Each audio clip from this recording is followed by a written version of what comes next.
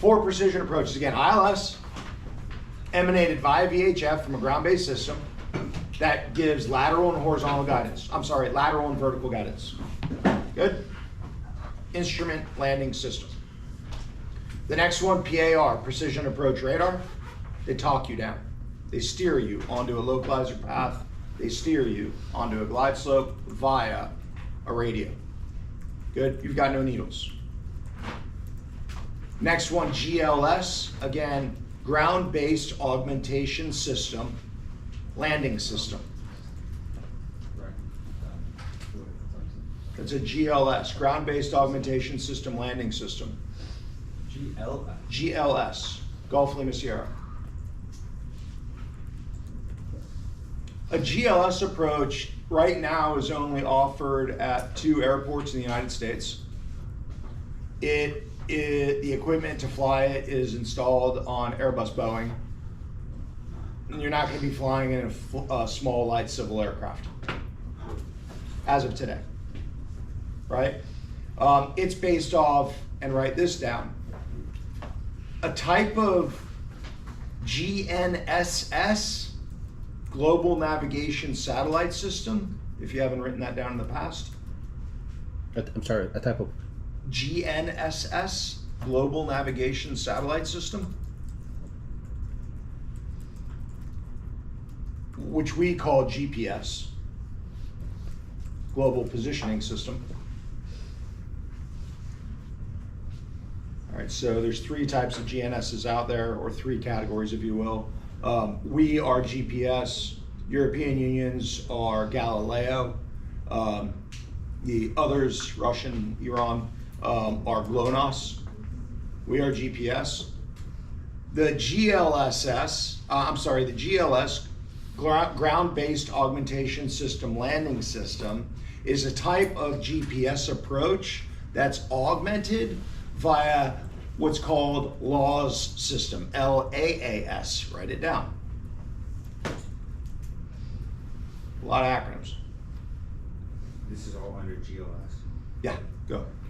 And you said GLS stands for Ground-Based Augmentation System Landing System? Yep.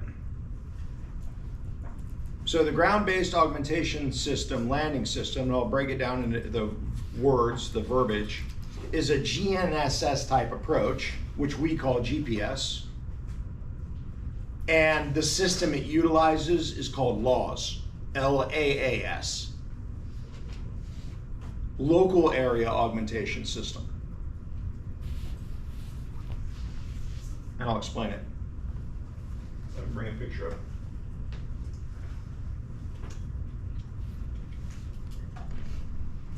Can we back up for a second? Just for you. Thank you very much. No problem. 29902 is when you get into flight levels.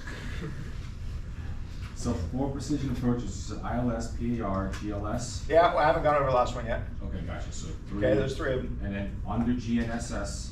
So the GLS is a GNSS type system, which is our GPS, and it utilizes a system called LAAS, Local Area Augmentation System. Okay, so then again, under GLS, there's a So the GLS is a ground-based augmentation system landing system. Yep. It utilizes GNSS, Global Navigation Satellite System. Okay. Ours is called GPS, Okay. right? Yep. And the type of system it's utilizing is called LAAS, LAAS. Okay. And I'll explain LAAS here. Here's what LAAS does. When we looked at WAAS earlier,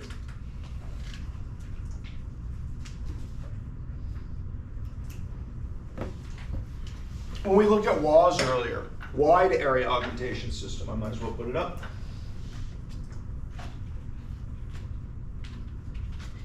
And no WAAS, Wide Area Augmentation System, if you don't have it yet. Does GLS utilize WAAS or no? What? GLS doesn't utilize. What did I say? GLS utilizes LAAS. LA. Oh, okay. So many options. So many Aussies. And it's not Santa Claus. All right, so here's what WAAS does. It has your GPS satellites. right? The GPS satellites are in orbit. It's a constellation of satellites, right? But they're in orbit. So they're not all visible by the pilot flying over the United States all at once. Some of them are on the backside. So far, so good? Okay. What WAS utilizes is a geostationary or geosynchronous satellite that hangs out in the same place. It's in the same orbit, or it's in the same rotation of Earth. So it hangs out in the same place. It's always right there. So what WAS does, Wide Area Augmentation System does, is it's got a bunch of reference stations on the ground. Reference stations, right? The WRSs, Wide Area Reference Station. Those are all the yellow dots. So it takes the GPS satellite information. This is where the word augmentation comes in. It takes that information, so I know I'm in this square, right? I know I'm in the, I'm just gonna make up numbers, the 15th square down and the 3rd square over. I know I'm exactly right here. Well, the reference station knows it's exactly right there. But the satellite said, you're 15 down, but 4 over, right? That's what the satellite told me, because there's some time, speed, distance error, because it's throwing the information through space. So there's a little bit of error involved. So the reference station received that information and sent that information to the Wide Area Master Station. And the Master Station said, hey, that reference station that is at 31 degrees decimal 15 by 115 decimal 24, it knows it's there, but the GPS satellite said it's at 32 decimal 15, 115 decimal 14, whatever I said. So the Wide Area Master Station said, wait a second, there's a little bit of anomaly. So it's going to correct the information. Good? And then that corrected information goes out to the geo satellite through the ground uplink station. They send that information to WAS. WAS fires a signal back and says, here's your augmented signal. Corrected. But it's over a big wide area. Does that make sense? So GPS told me I'm here, but I know I'm not exactly where the GPS told me. It's sort of like on your phone. Your phone has a blue dot. But then, that's purple. It's a blue dot. But then if you're not under like Wi-Fi or something of that nature, or you don't have 5G, the shading of blue might be like that big all the way around it, right? But I'm here. And then it says, if you hook up to Wi-Fi to increase your position accuracy, right? That whole thing might shrink down, and now all of a sudden, it's like there's a house here, there's a house here, there's a house here, there's a street here, and it's saying you're somewhere within that, but you're actually in that room in that house. And your GPS or your phone says, to increase position accuracy, hook up to Wi-Fi, or whatever it is, right? Everyone knows what I'm talking about. So then all of a sudden, this little blue dot shrinks down. You hooked up to Wi-Fi, and then all of a sudden, your dot saying your location is right here, and the little blue shading is right there. You're somewhere within that blue shading. That's an augmented signal. And that's what WAS does, but on a wide area of reference. Good? What LAWS does, so that's this. One more part about WAS is it makes the signal tighter, but it also has the capability to give vertical guidance. It has the capability to give vertical guidance as well. That's important. Okay, so it has the capability to give a glide path. And does that come, Go ahead. No, I was going to ask, does that come from the satellites or something? It comes from satellites. Okay. So now what LAWS does, and remember I said in accordance with ICAO Annex 10, ICAO, International Civil Aviation Organization, says if an approach is to be classified as a precision approach, that signal needs to be sent from the ground-based system via VHF. It's a ground wave. It needs to be sent via VHF. That's not sent via VHF, that's sent by a satellite. That disqualifies it. Good? So now, laws. This one's interesting because this is actually, the system's actually emanated via GPS, but things change. So here's what's happening on laws. The GPS sends a signal down to the GPS receiver points. This isn't the best picture, but it gets the facts done. The GPS receiver points, just like on the wide area augmentation system, know exactly where they're at.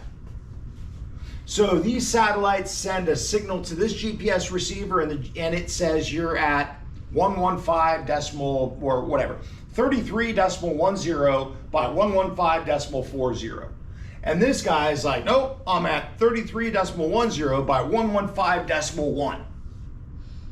So it says, or it sends the information here to a master station.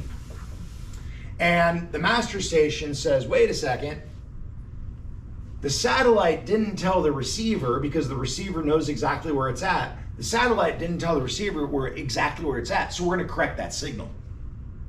We're gonna augment the signal in a local area. This is on an airport. This isn't like the Western Seaboard.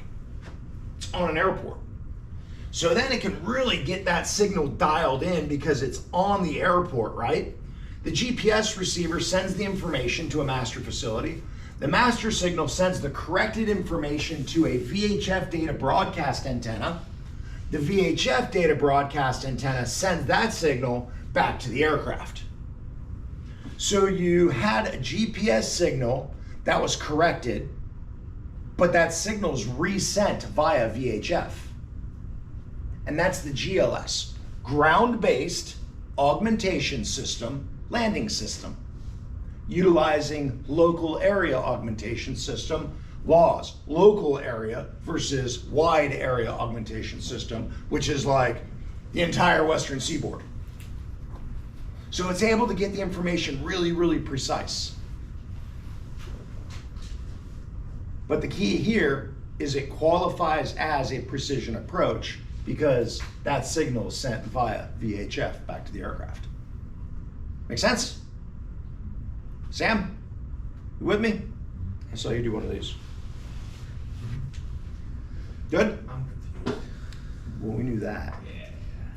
What are you confused about? What part? So the GPS receiver knows exactly where it's at. And so it sends a signal to the... Well, you already started wrong. Okay. You said the GPS receiver knows where it's at. The GPS receiver receives a signal from what? So it's not the GPS receiver. Let me go over this again. Yeah. Because you're thinking the GPS receiver in the airplane. Let's go over this one more time. The GPS sends out a signal. Okay. The satellites, right? Yep, the satellites send out a signal. Gotcha. And they tell these GPS receivers on the ground, unless that's what you were referencing. Yeah, I was. Those are on the ground. Right, at the airport. Yep, at the airport, at a local airport, Okay. right? They send the signal, but they say, okay, the satellite told me I'm here. They gave a reference point. Well, let's just make up some numbers. 32.00.151. Okay? The GPS receiver is there by 115.01.148. Okay? That's where that GPS receiver is located. That's The impossible, coordinates? it's not. Yeah, those are the coordinates. Okay. Okay? But this GPS satellite tells the GPS receiver it's at 32.15.148 by 115.06. Maybe I shouldn't have done one for you. Decimal 220. Okay. It's obviously off. Right. The receiver is actually here. This is where the receiver actually is. Right. So the receiver says to the master station, hey, this is where I'm at, master station. And this is where the GPS told me I was at. This is where I'm actually at. Right. This is where the GPS told me I was at. Okay. So the master station corrects it, Okay. corrects the GPS signal. Right. And then the master station sends that GPS signal out to a VHF antenna, VHF, Right. and the VHF antenna broadcasts the corrected signal to the airplane. Okay. So how come if the GPS receivers already know where they're at, why do we need the satellite? Because somehow you need to tell the airplane where it's at. Okay. Ping it. Yeah, because the airplane's not the receiver. Right. You got an airplane coming in. So why can't the GPS receiver just tell the master system where it's at, and then that'll send it to the VHF? Because the GPS receivers don't have the capability of global navigation satellite system. They don't have the ability to be able to be like, hey, look, it got to start at some point, Okay, right. right? Okay, So you're starting with the satellite signal. gotcha. That would be like, I have a fish finder on my boat. There's my little fish finder. And it has a transducer underneath the boat that sends out a signal. Okay. And it goes bing, bing, bing, bing, bing, bing, bing, bing. That was the bottom. Yeah. But then it goes bing, bing, bing, oh, bing, bing, bing, bing, there's a fish. Bing, bing, bing, oh, there's another fish. And it sends that reflected signal in the form of decibels back to my little unit. Right. And my unit says, hey, look, there's a little fish. There's a little fish, and there's the ground. Okay. This is the satellite. Gotcha. If I didn't have this part, the box on my boat couldn't just be like, stop, there's a fish under you. So the fish is The fish is the airplane. Oh, the fish is the airplane. Jesus. Okay, yeah. I'm understanding. I'm picking up what you're laying down, but I'm having a hard time bending over. Do I want you to bend over? Is the real question.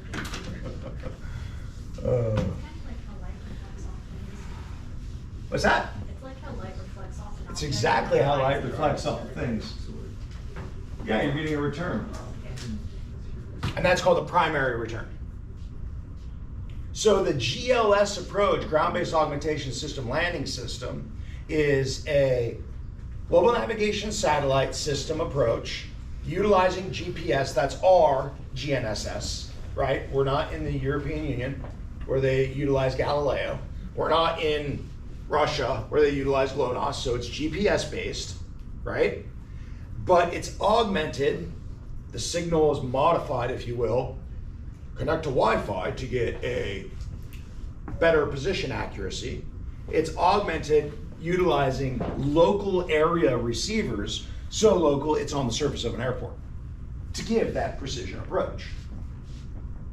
And again, it's qualified precision because the GPS's signal is resent to the aircraft via VHF.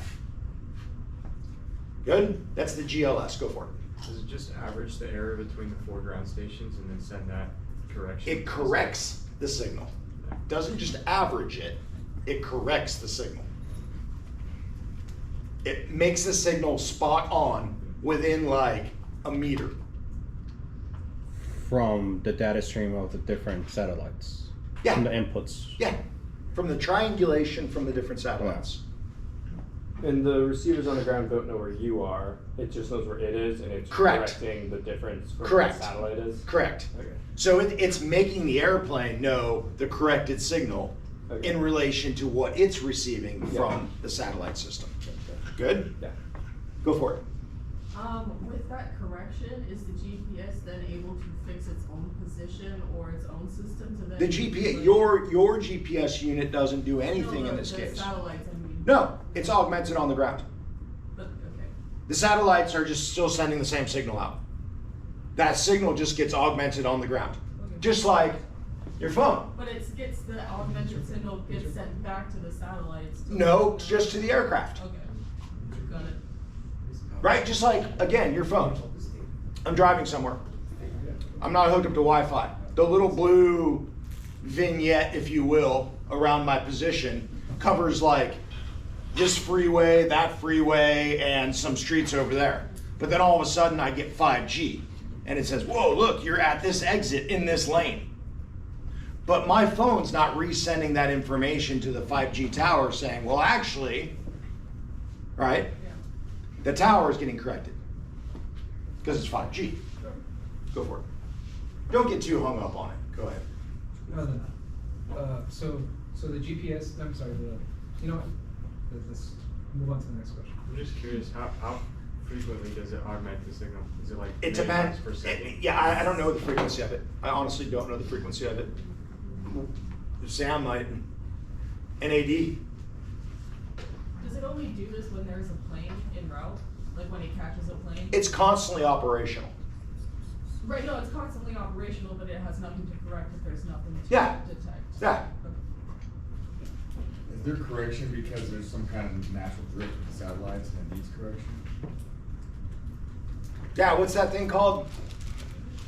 Oh, Like a train going by and the signal sounds different? What's that called? Doppler shift. Doppler shift. Yeah. And that's why you need 4 of them, right? To keep triangulation. for the axis. You to need keep 3 for correcting. triangulation and a 4th for verification. Good? So wide area augmentation system augments things to a broad scale, but has the ability to also give vertical guidance. Local area augmentation system qualifies as a precision approach because it augments things on a tighter scale, but sends a signal via VHF. Good? Don't think too much about it. It's available at 2 airports. I believe it's Houston and Newark. Let's look it up. have you ever used it? I've never used it.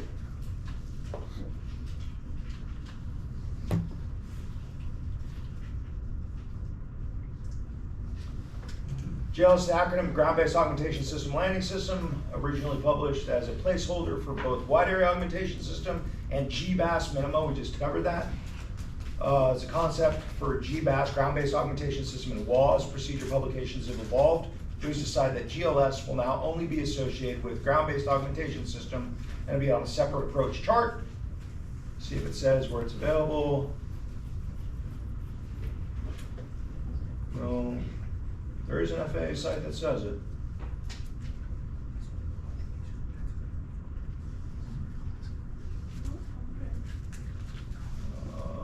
I'm not gonna. Oh, it's now at San Francisco. Oh, really? That was after June 2021. Shows it's saying it.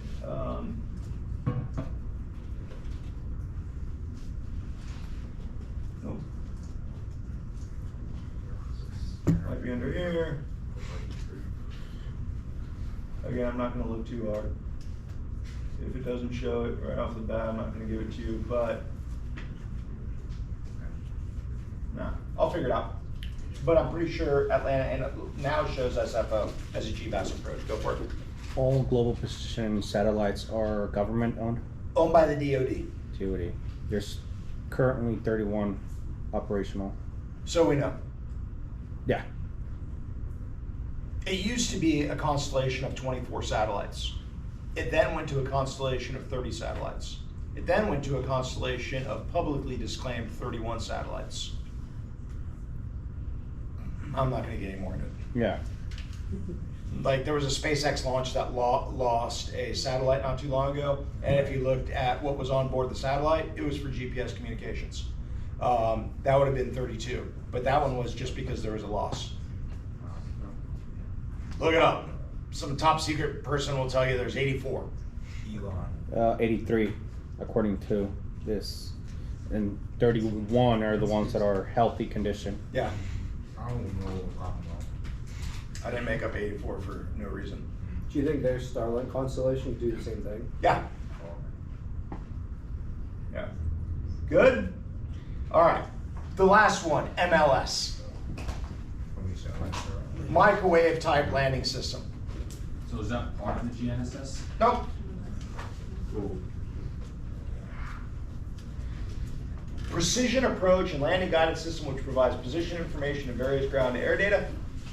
It's provided in a wide coverage sector, is determined by an azimuth angle and whatnot. You're never going to use it. our aircraft don't have the capability to utilize MLS. But if you want to look at the 4 precision approaches, ILS, PAR, GLS, MLS, what are we capable of using as a Part 91 small light civil aircraft? As of today, ILS, PAR. So if it doesn't say ILS and it doesn't say PAR, it's a non-precision approach. Okay. Or an approach with vertical guidance, That's not a. but still not precision. Good? All right, another one a lot of people got wrong. So that was based off of, Would that be like GPS? Like the approach with vertical guidance? yeah, that's an APV, There you go. LPV, LNAV, VNAV. Okay, yeah. Can I ask quickly? Go for it. Is there a way to find PARs other than just? There is, and we're gonna do that today. Oh, okay. It's a very good question, John. Very proud of you. Thank you. Good. Thank you. No wonder you're acing these tests, buddy. Yeah, this is what we're gonna cover today, John. Good. Another question a lot of people got wrong, so we have 3 so far. The lighting systems, or airport lighting systems, runway. Let me say that again. Runway lights, people got wrong. The split minimum, people got wrong. One of those dumb ones that a ton of people got wrong was ISA standards, International Standards of the Atmosphere. People forgot to put at sea level. They put 15 degrees C, 29902, and that was it. And for whatever reason, a lot of people wanted to put 2 degrees per 1,000 feet. I scratched it out in quite a few papers. You're one of them, John. I believe. Stick to that's for the weather class. Look on your exam. I put a line through 2 degrees C per 1,000 feet, I think. Yeah, you did that to me too. I did that to you as well. 53. So you did. I did, huh? That's just the normalized adiabatic lapse rate. You don't need it. Yeah, those were like the 3 that I saw like there was consistency in the errors. Nobody got the vacuum system one wrong Oh, nice. because I had it on the board. There were a couple, 1 or 2 maybe, that MAA, they put minimum, not maximum. That's the only one that's maximum. There was quite a few that put for COP, crossover point. It's changeover point. Good? Chris, you had a question? Or Sam did, all right. VOR, I put VHF omnidirectional relay station. Very high frequency or VHF omnidirectional range.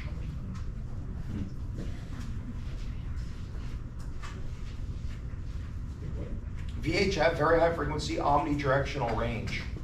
Yeah, so I just put VHF omnidirectional relay station. You put relay station, So just station. range. Oh. Very high Relay frequency range. omnidirectional range. It has nothing to do with a relay station. It doesn't relay anything. Gotcha. A relay station is like an RCO, a remote communications outlet. Like a repeater antenna. That would be considered a relay. Okay. Questions? If you're just looking through your questions and answers, is anything like, why did I get this one wrong? What was that fourth? Go for it. Kind of a question about that. Yeah. Are some of these points worth more than others? No. And I wanted the pitching up, right? I didn't want tumbling backwards. No, rolling. Yeah, rolling backwards, I think. I see where he's coming from. Yeah. I mean, I definitely see where he's coming from. But it doesn't matter because he got like an A anyways. Yeah. And And he's Peter, so he's going places. he's Peter because he's going places, yes. A lot of people just wrote somatographic illusion. And I recognize that and I gave it to people. But I wanted acceleration, I wanted the correlation between the otolith organ.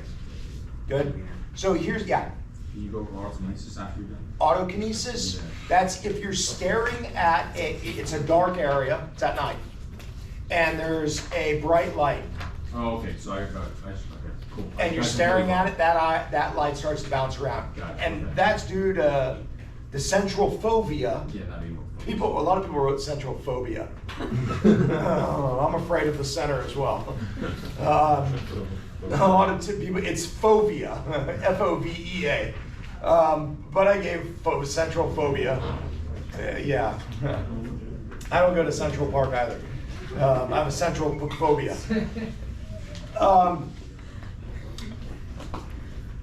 Where was I going with that? With autokinesis is because the central fovea is the night blind spot of the eye. So what our eyes try to do is you try to see it offset, and your eyes bounce back to center. Try to see offset, bounce back to center. Well, that illusion is, well, my eyes aren't moving, that object's moving, right? The nystagmus created through the night blind spot utilizing rhodopsin creates this visual illusion of the object or that light mark bouncing at night, but it's not. Good? So here's the deal. Here's what I want you guys to do. You can do it if you want to, you don't have to. Some people just don't have to. I know Peter's going to, because he's going to get 99.5. He's going to get half. Write the correct, just like in weather class, write on a separate piece of paper the question. Write the question, write the correct answer, and I'll give you half credit for every one. I'm like the full answer. The correct answer. Twice till you get the full point. I'm gonna do total rolling. Right? That's how math works? He got 0.5 wrong. Yeah, but if he writes the right question twice, he gets the full point. No. Yeah. Did we go over A2? What was the question? The minimum for category B aircraft. Yeah, so you walked in late. What are the minimums for, let me ask somebody. Tony, what are the minimums for a category Bravo aircraft? 1380 2 3/4, and then if you could do the Seclu, it's 1140 and 2 3/4. You didn't write with Zeklu minimums. And as I was explaining earlier, you're on a check ride. You're on a check ride, right? And you have a GPS unit that can identify ZEKLU. Or you have a DME that can identify 2 miles from Pogie on the 336 radial. Well, if you're on a check ride now and you call it the minimums as 1380, but you have the capacity to identify ZEKLU, and you fly down to 1380, you just failed your check ride. You need to come down to 1140. So the answer to the question was split. It's considered to be split minimums. 1380 and 2 3/4, or 1140 with 2 3/4 if you got identified ZEKLU. You're in the clouds. Right. Well, if you break through, that's Bro, there's ZEKLU. From the, So will you look at the window for me? Do you see ZEKLU? How the fuck is ZEKLU? I don't know. Can you see it? Okay, so identifying exactly means, Yeah, you identify it on your equipment via Yeah, either okay. DME or GPS. okay. There is no cross radial to identify it by. Obstacle height, not the. Questions? I am exactly. Any questions? So those are due next week. The question and the answer on a separate piece of paper, and you'll get half credit for it. Why do I want you to write the question? Because it'll be a greater likelihood of you remembering the question and the answer versus just writing the answer. Like I told you guys day one, I don't believe in the scholastic system. I believe in learning the information. And that's all I want you guys to do, is know the information. Whatever. Good? Go for it. Can you go over the one about the pitot tube? Kinesthetic system? What was the question? If the airspeed indicator failed, what can be frozen over and how can we feed the ice? Yeah, if the airspeed indicator failed, what froze over? Would be the rammer, like the port, Yeah, but what's that ram air port called? the pitot tube? The pitot tube. So if the pitot tube froze over, what can you do to defeat the ice? Turn on your pitot heat. You wrote ram air. Use carb heat. Oh yeah, you wrote, yeah. So Okay. we got that on recording. I just realized that. Yeah. I wrote I carb said heat. pitot Nah, heat. it's not gonna help your airspeed indicator. Okay. Close, you could use it for some. Questions? All right, go for it. About the precision approaches, is the thing that makes an approach precision, VHF. VHF, lateral and vertical guidance. HF, lateral, and Go for it. So the GLS could either be precision or non-precision? Ground-based augmentation system, landing system is considered to be a precision approach. A GBAS might be a non-precision. A GLS is a precision approach. Go for it. So a GPS approach system that utilizes WAS is considered non-precision? It's considered APV. APV, so it includes vertical guidance, but since it's not ground-based. Since it's not VHF emanated, VHF. it's not considered to be a precision approach. It doesn't fall within that category, right? It's like an incisor tooth is still a tooth, right? But it's not a crushing tooth. See, it's still a part of an approach system, as the analogy, but it's not specified. So it's an APV. Okay. And what does APV? Approach with vertical guidance. Know that. If you don't have that written down, write down APV. Here's what we're about to start doing. I'll get you in a second, Lily. We're about to start going over approaches called like LPV, localizer performance with vertical guidance. LNAV plus VNAV, lateral navigation with vertical navigation. SDF, simplified directional facility. VOR, very high frequency omnidirectional range. LDA, localizer type directional aid. NDB, non-directional beacon. There's going to be a lot of acronyms or initialisms that are about to come up. And this was just an introduction. APV, approach with vertical guidance. Approach with vertical guidance. APV approaches would be an LDA with glide slope.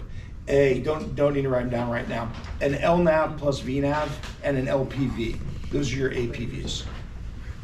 Go ahead, Lily. You don't use non-directional beacons though anymore. We don't.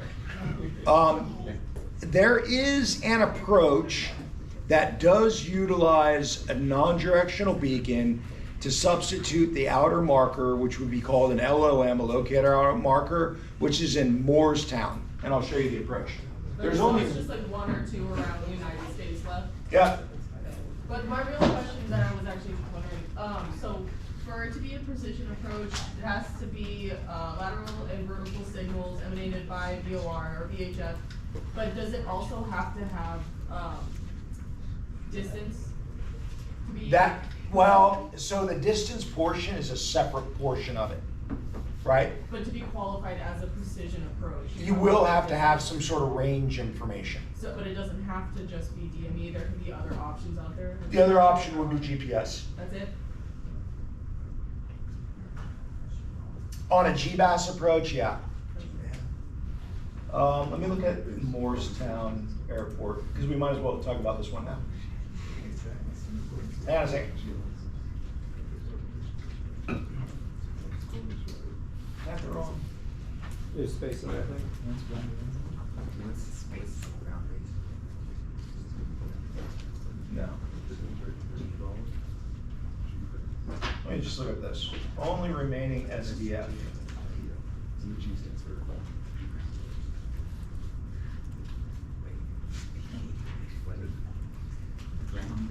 Morristown. Where is that? Sounds East Coasty. Mike can inform. It is in New Jersey. So Joyce. Ooh, they might have gotten rid of it. It might not be the only approach ever left. It might be gone. No. The latest IAP is not showing it. There's no more of what type of approach? The last SDF approach in the United States is in, oh no wait, I got it wrong, Morristown, Tennessee. Oh, we're going. Next field trip.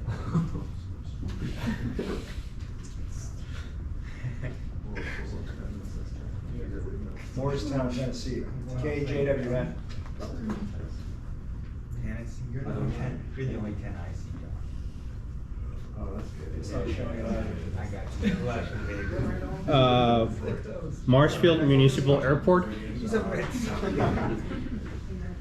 in Wyoming. This one's showing Wait, WI is Morristown, Tennessee. hate.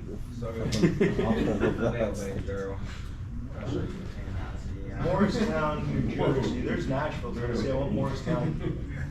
Because we're gonna go over it just because. Get real. Get real, Frank. There we go.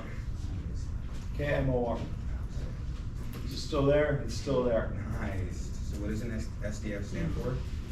Here's an SDF approach that utilizes an NDB. SDF, write it down. Gotta know that there's still one left. SDF. Simplified Directional Facility. There's only one left in the United States. It's just cool to know. Simplified Directional Facility. It handles similar to a localizer, lateral guidance only. The course width is 6 to 12 degrees. Know this, it sometimes shows up on the instrument written exam. The course width is 6 to 12 degrees. That's kind of evil. I know, there's one left. Course width 67. 6 to 12 degrees. Okay. It can be labeled as a straight-in approach if the signal isn't emanated greater than 30 degrees offset, which is weird. I.e., you're coming in less than a 30-degree offset of the runway, it could be considered what's called a straight-in approach. And I'll explain that. You're landing straight into the landing runway. You're not doing that circle to land maneuver. There's going to be more information required, which you guys are going to get. Okay, that's an SDF, Simplified Directional Facility. Write this one down as well, NDB. Non-directional beacon. A non-directional beacon is an AM radio station that emanates a signal, a navigational signal, in 360 degrees. How did the Japanese find Pearl Harbor on December 7th, 1941? Radio station. Radio station. What did they do? Triangulate. They didn't triangulate. They did something called homing to the station. The ladder or the clear sound does the direction you want to say? So they had an antenna on top of their aircraft that was turnable. You can turn it. And they have what's called an SSW meter, a signal strength meter.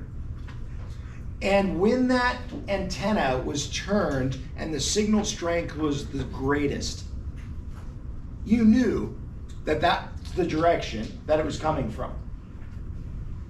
Good? So you used to be able to do this through flight service station.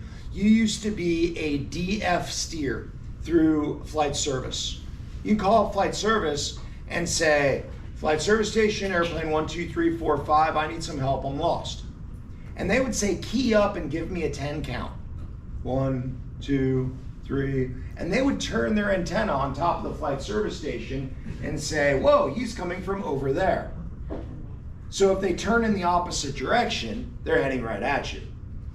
And they use signal strength to identify that. Well, what the course might end up looking like is if this is the non-directional beacon on the ground, a bunch of dots, designate it. It's right here. A bunch of dots. Jefferson non-directional beacon on an AM radio frequency of 346. What typically ends up happening, i.e., let's just say there's a wind coming out of this direction. You turn your little antenna to that direction and you start flying. The antenna looks something like this.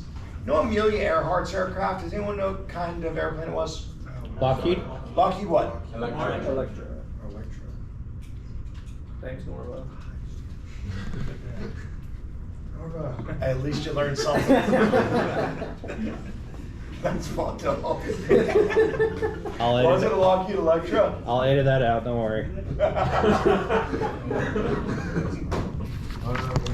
A classic picture of Amelia Earhart's aircraft.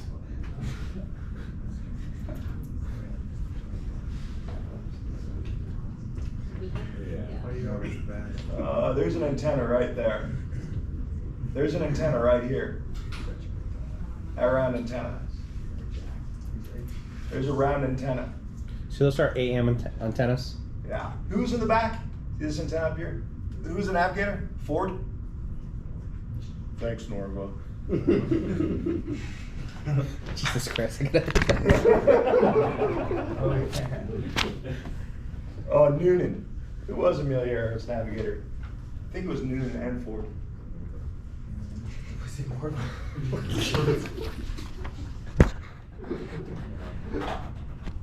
There she is.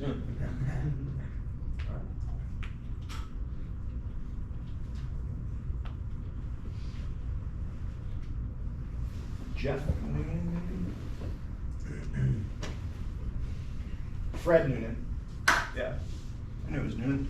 So here's what would happen. The signal, okay, it's coming from this direction. Let's steer in that direction. But then the wind would blow them off course. And they'd say, okay, I need to turn this way now. So it's that in that direction now. Okay, the wind would blow them off course. So now I need to turn this way. So here's what their path looks like.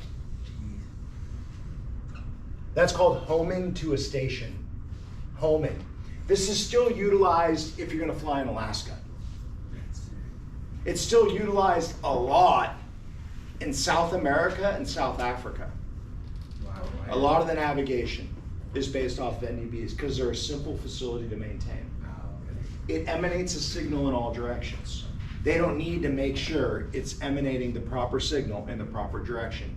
It doesn't take a lot of energy. It's just a radio. It doesn't take a lot of energy, therefore generators for electricity in case they go down. It doesn't take this huge area of clearing. All it was a tower with a radio transmitter on top. Did I give you guys the story of how this whole thing started? Did I do that day one? What With the yellow arrows? I didn't talk about that in this class. Norva talked about, like, Let me give you the real story. That's called homing to a station utilizing non-directional beacons. So a non-directional steer, so coming back to December 7, 1941, the Japanese just listened to Radio Hawaii Sunday morning. And they just kept on turning their antenna in the direction that they were hearing aloha music. And they kept on steering in the direction that that signal was being emanated. That's it. Here's the history of IFR flight. I'll kind of break off and just do this rapidly. The U.S. airmail system. Oh, you did talk about this. I did. It was allowed. The arrows on the ground? Arrows, that's what I just asked. Yeah. Okay, we don't need to do it then. Alright. Yeah, because they found out like Wells Fargo and American Express, right? Well, when you see the little Wells Fargo on his little covered wagon with the horses in the front, they would be jamming. But then there was folks with guns. And they were like, well, that's easy.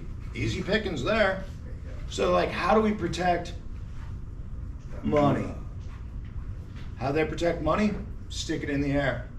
And they created these airmail systems, and they went from a bonfire to a bonfire.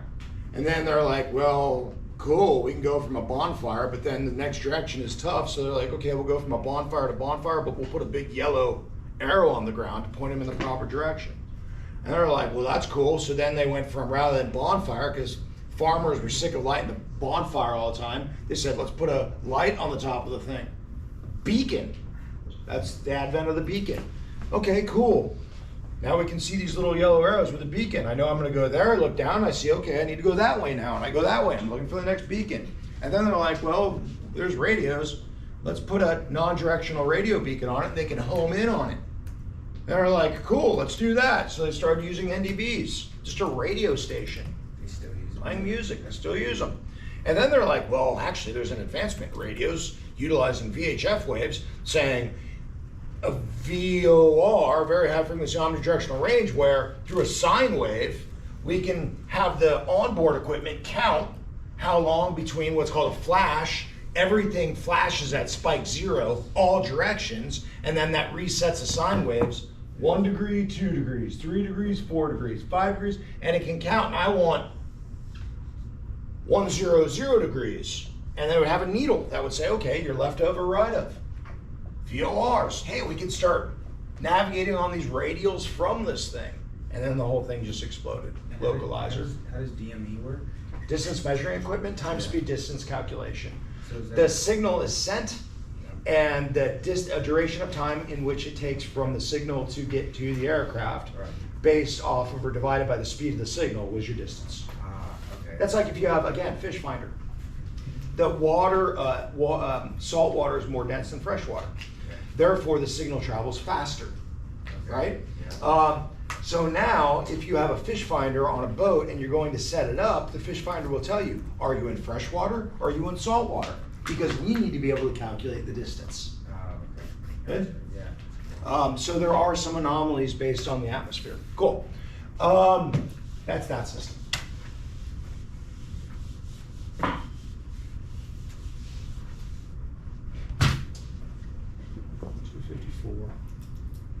And then GPS took over everything. Then they started launching satellites. And then in 1992, under the Clinton administration, allowed the civilian utilization of GPS. The first airplanes I flew, 1996, 1997, we didn't have GPS on board. And then all of a sudden there's like this big thing like early 2000s where they're shoving GPS into airplanes and everyone's like, look at this, and nobody started getting lost. Like everyone was like, I know where I'm at. Do any fake ones of those ever popped out? Any what? Fake beacon arrows popped out? I'm sure. I can I can imagine a leaning right into the yeah, exactly. Like you were like easy pickings again. bottom of the rainbow. Maybe that's the leprechaun. Make them feel above your Questions on your exams. Oh no, you're We talked about SDF, we talked about NDB, non-directional beacon. Here's what I want to tell you about non-directional beacon. Last thing about it, we probably won't talk about it again. Here's how you navigate on it. If an airplane is pointing in that direction, you can say the relative bearing, RB, relative bearing, is based on the clock position in relation to the aircraft, not accounting for its magnetic heading, right? Like, let's see, that's east, right? That's east, that's north, that's south, that's west. So if I'm going this way, right now Tony is at a relative bearing to me of 270. If I'm going west, Tony right now is at a relative bearing to me of 090. Tony is now at a relative bearing of me of 0 or 360. Tony is now at a relative bearing to me of 180. Does that make sense? That's relative bearing, relative to the nose of the aircraft in the clock position. Good? Relative bearing. So here's how you find out how to navigate off an NDB. There's your NDB. Let's say the aircraft is going, let's just say for shits and giggles. The aircraft is going north. The magnetic heading is north. Let's say 0 or 360. Magnetic heading is north.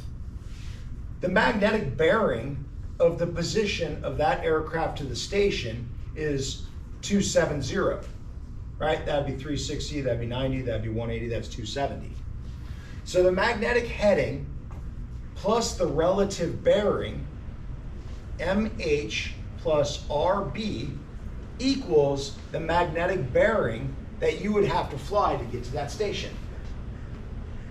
Mary had roast beef, Mary barfed. It's an easy way to remember it. Mary can't hang. Magnetic heading plus relative bearing equals magnetic bearing. And that's the heading you would fly. Go for it.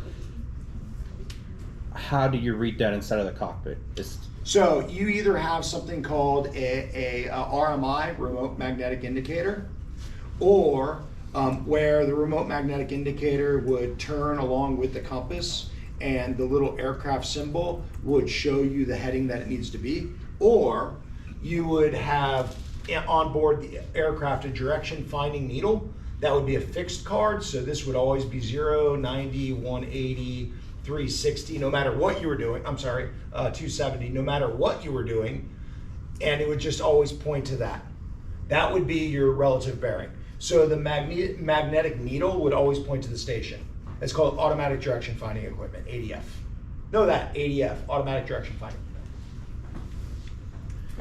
So i.e., let me give, if you're using ADF, automatic direction finding, and let me draw the NDB again. And I'm on an airplane here, and I'm flying that way. My automatic direction finding needle automatically would point to the station. If the aircraft was over here, going that way, I guess it doesn't matter, my ADF needle inside automatically would point to the station. Good? Always does that. You And called it a what needle? ADF. Automatic direction finding, ADF. You can have on board, and that's this needle down here. This has a heading bug that you can adjust the outside to your current heading, so the needle would actually point to your relative bearing. And if not, if it's just always due north, the needle would point to your relative bearing. Or you can adjust it. There's some that automatically do that. That's called your RMI. If I was to fly directly over this NDB, what would the needle do at station passage?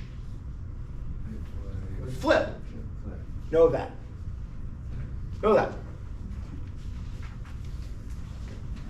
And that's why the course looks like this, because as you're adjusting, the Because needle you're gets constantly moving. adjusting the you know. needle for wind drift. Good, because like, there's wind out of this direction. You're flying this way. The needle points that way, so you point that direction. But then the wind carries you more. And So now the needle points that direction. how far out do you start tracking that? It depends on the power of the station and depends on what you're doing with it. It depends on what's in the way, line of sight. And you can land with that, or is that just to get you close There enough? are NDB approaches that get you in the vicinity of, right? And there's still NDB approaches in Alaska, that's for sure. Sounds like a fun place to fly. And you have to be going MH plus RB equals MB. Okay, my magnet, so let's do another one. So if my magnetic heading, 200. Magnetic heading is 200. Let's say the relative bearing off this aircraft, this would be 090. I'm sorry, that would be 270. This would be 180. Let's say it's 210. Relative bearing is 210 inside the cockpit, right? Because if you're inside the cockpit and it's pointing in that direction, something like 210. 200 plus 210, wait a second here, equals 410. What do I have to do? Minus 369. Yeah, 50 degrees. Wait, so you fly. Just subtract 360, you gotta get rid of a whole circle. Okay. So if I turn in the direction of 050, I probably said that was wrong. You go in the direction. I just made up numbers, so they might not be exact. That also, it's Alaska, right? And you can put woman in front of it. It doesn't matter. Because it's like if you have 4 engines and you have one fail, who cares? If you have 2 engines and you have one fail, okay, I got another one. If you have a single engine, you have one fail, ruh-roh. Alaska flying, single engine aircraft. Gnarly. All right. Your exams. Make sure if you want the test corrections that you write the question down, you bring the answer in next week. If you got an A, you don't need to do it, but I would say do it. Peter's already done it. I already did it, yeah, I better. I told you. Look at him. Stellar. Let's go over, here's my goal. Actually, let's do this. Let's take a little bit of a break. Here's what we're gonna do today. We're gonna go over the sections in the Terps up to, hey John, quickly look under the November section. I found it. We're gonna go A through Z. Let's do it. We're gonna go A up to Z in the Terps. So that, just plan for that. We're gonna go page by page. And then we're also gonna briefly look, if you look, everyone open your Terps to the very last page. The inside of the cover on the very last page. That gives you ground speed versus angle of descent and what speed you need to go for a certain descent rate. i.e., if you're 90 knot ground speed on a percentage 3% glide slope, you're roughly, glide angle 3 degrees on the right. So go ground speed of 90, go to the far right scale of angle and go to 3. It gives you roughly 480 feet per minute. It should just give you that. Yeah, so now if you look at an instrument approach procedure and it says the glide angle is 6.8 degrees, or let's just say the glide angle is 4.7 degrees. Okay, I'm at 90 knot ground speed. I'm a 4.7 degree glide angle. Okay, I need to be doing 750 feet per minute to be able to do that. Remember in the lab, we did 90 knots at 500 feet per minute. And remember I told you a normalized ILS is a 3 degree glide slope? Well, angle 3 degrees, 90 knots, roughly 500 feet per minute. Boom. Boom. All right, so we'll take a little bit of a break and then we're gonna come back in, we're gonna go over these things. Good?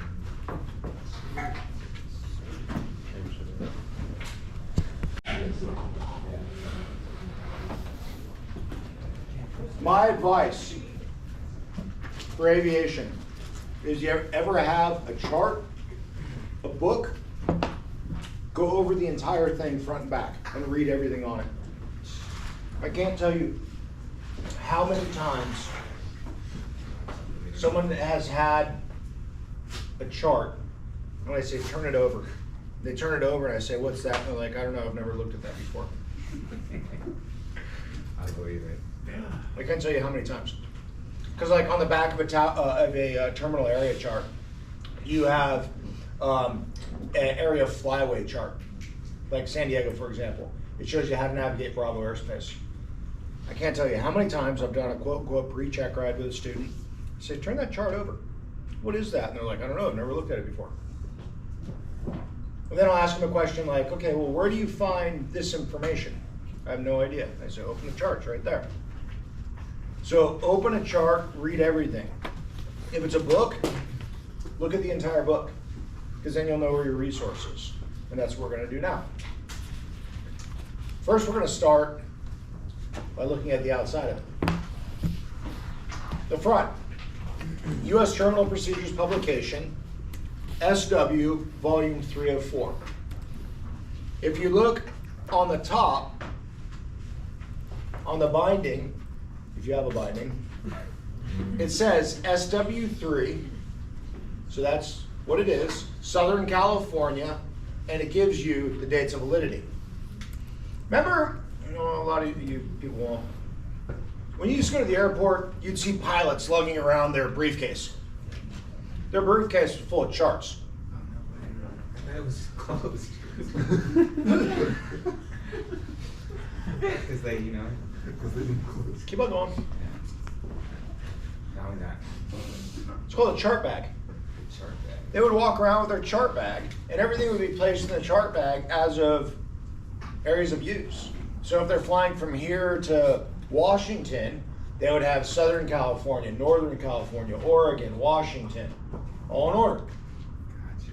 And if you look at low altitude route charts, like right on the top, it says like on that one, L3, L4, right on the top. And if you look at the primary cover of it, it shows you where L3, L4 are. So this one is SW3, Southern California, and the dates of validity. Then if you look at the front, it tells you it's SW3, volume 3 of 4, and the blue highlighted area shows you what this covers. So this is for Southern California. Good? It tells you the effective dates, because in order to use anything inside this book, you have to be referencing the most up-to-date material. You're burning gas Yeah, all sure. day long. Aviation is not the most. Consult environmental. down here, consult the NOTAMs for latest information. Per 91-103 NW Craft, the first thing under NW Craft, the acronym for 91-103 is NOTAMs. It says right here, consult all NOTAMs for most up-to-date information. Alan, come on up. If you write the question down and the answer down on a separate piece of paper, turn it in next week, I'll give you half credit. Okay. Cool. Are they trying to get rid of NOTAMs? They changed it. They changed. It's now notice to air missions. Notice to actions, okay. Used to be notice to airmen. They're just trying to Don't even get me started. get with the program. 2023, baby.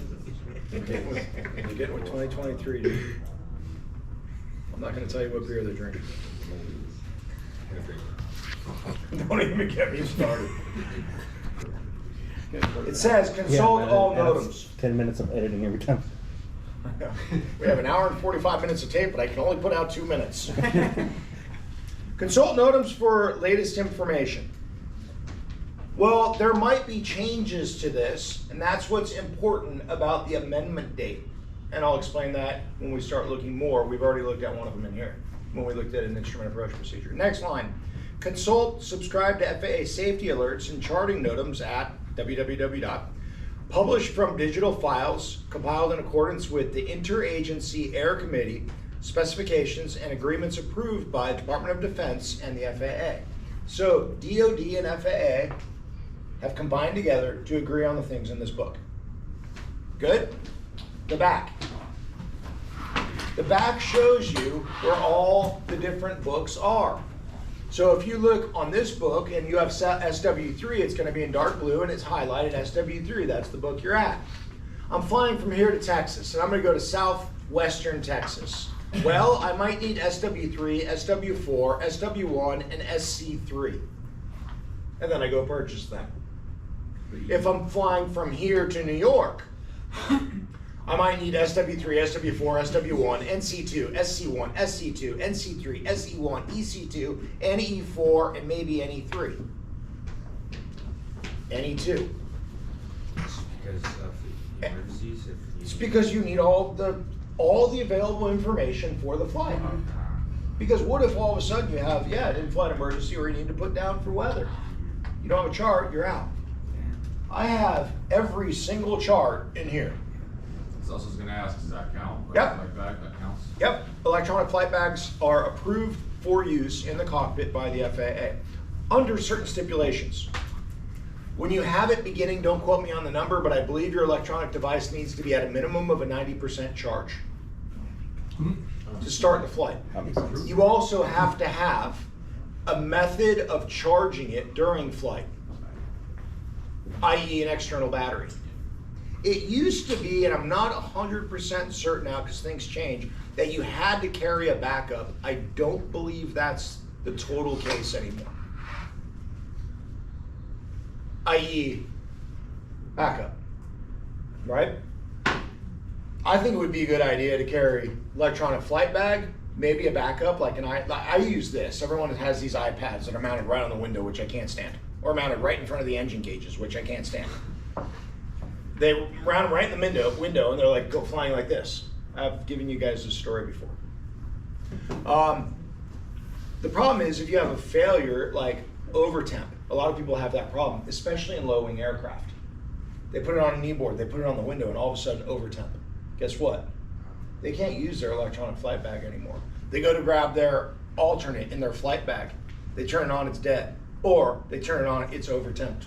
Well, you're not gonna have an overheat, you're not gonna have dead batteries on this. Good? That was the cover. I have a question. Go for it. So just to verify, so I would need an SW4 from Nevada, Utah, and Arizona. You got it. Good? So if you're flying from Southern California to Nevada, Utah, or Arizona, you grab SW3, SW4. Good? How do they break these up and like why? They pick the sectors based on the thickness of the book Okay. in that area. And San Diego, Southern California has a ton of approaches, and all the books are about the same size. Okay. So this book has the same, roughly, amount of approaches as Nevada, Utah, and Arizona. That's insane. That kind of makes sense though. But that, Where's It kind of makes sense though. Yeah. You just want to pull in. Where's Alaska? not separate. Alaska has its own Bible. I don't know what this little QR code does. Maybe it gives you them the digital files. Should go to that website. Oh, maybe it signs you up for the FAA safety alerts. It just goes to FAA.gov, terminal procedures. So they just download it. Yeah, it's just a link to electronic terminal procedures. Next page. Here, Good question. go for it. Why does, in the back here, why does it list some certain cities, but doesn't list cities in other ones? So like Southern California, right, or whatever. They're delineations. So like if you look at Texas, for example, it's got Dallas, Fort Worth. That's a delineation from SC2, SC3, and SC5. Lubbock, they're saying, okay, that's inclusive of SC2. If you look at Houston, well, they want to make sure that you know that's in SC5. So it's something that's near a border. And you're not 100% certain as to what chart you need. But if like, okay, I'm just wondering why they didn't deal with any of the other ones. I think just major cities. Major cities. Yeah. So when you look at something like SC5, it's safe to assume that that's a lot of airports and it's busy down there? Yep. All right, first page. I've got this one in this lab quite a bit. Hey, where's the easiest way to look up the approach? Well, maybe if I went under index of terminal charts and minimums under K1. If I could read. People say this all the time. Actually, I'm not going to talk about that in this. Incidentally, next week, we're going to do the same thing with the Green Book. Chart supplement. Some of you guys have a chart supplement as well. Good? I've got a bunch of those that we can look at all together. I just don't have these. So just looking at all of them, inoperative components or visual aids table is section A, explanation of terms, landing minima, B, general information, C, abbreviations, D, legend, and so forth. Terminal charts starts at page 1. Notice, page 1 is after A through Z. Good? So note that. Page 1 is after A through Z. Rates of climb descents inside the back cover. Area of coverage is back cover. We just looked at that. Down here, corrections, comments, and or procurement. Well, you can contact these folks right here. Have I contacted them before? I have. I've noticed anomalies on charts saying, hey, I don't think this should be here. And I've actually recently commented to them, and I have in the past, and I haven't heard anything about it, about approach at Ramona. There's something listed on there that's dangerous, and I've told them that on a multitude of occasions. I've said, look guys, I fly in this local area, I'm telling you the truth, this number listed right here has presented a problem and I don't think it should be there. And they said, well, it's the reason it's an obstacle, and the obstacle is listed as a reason for the obstacle departure procedure. So in accordance with charting specifications, it has to be listed. But it creates problems. Down here for pure procurement for digital products, visit the website. For a list of approved FAA print providers, you can visit their website. Frequently asked questions, facts are answered on the website at requests for the creation or revisions to airport diagrams should be in accordance with FAA Order 7910.4, so you'd have to put it in that direction. Good? Next page. We've covered this one. We've looked at it. Inoperative components, let's look at an ILS.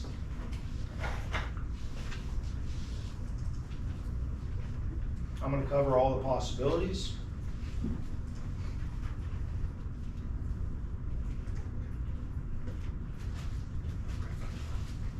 So integrated with this approach, I guess you can say it's going to be multifaceted.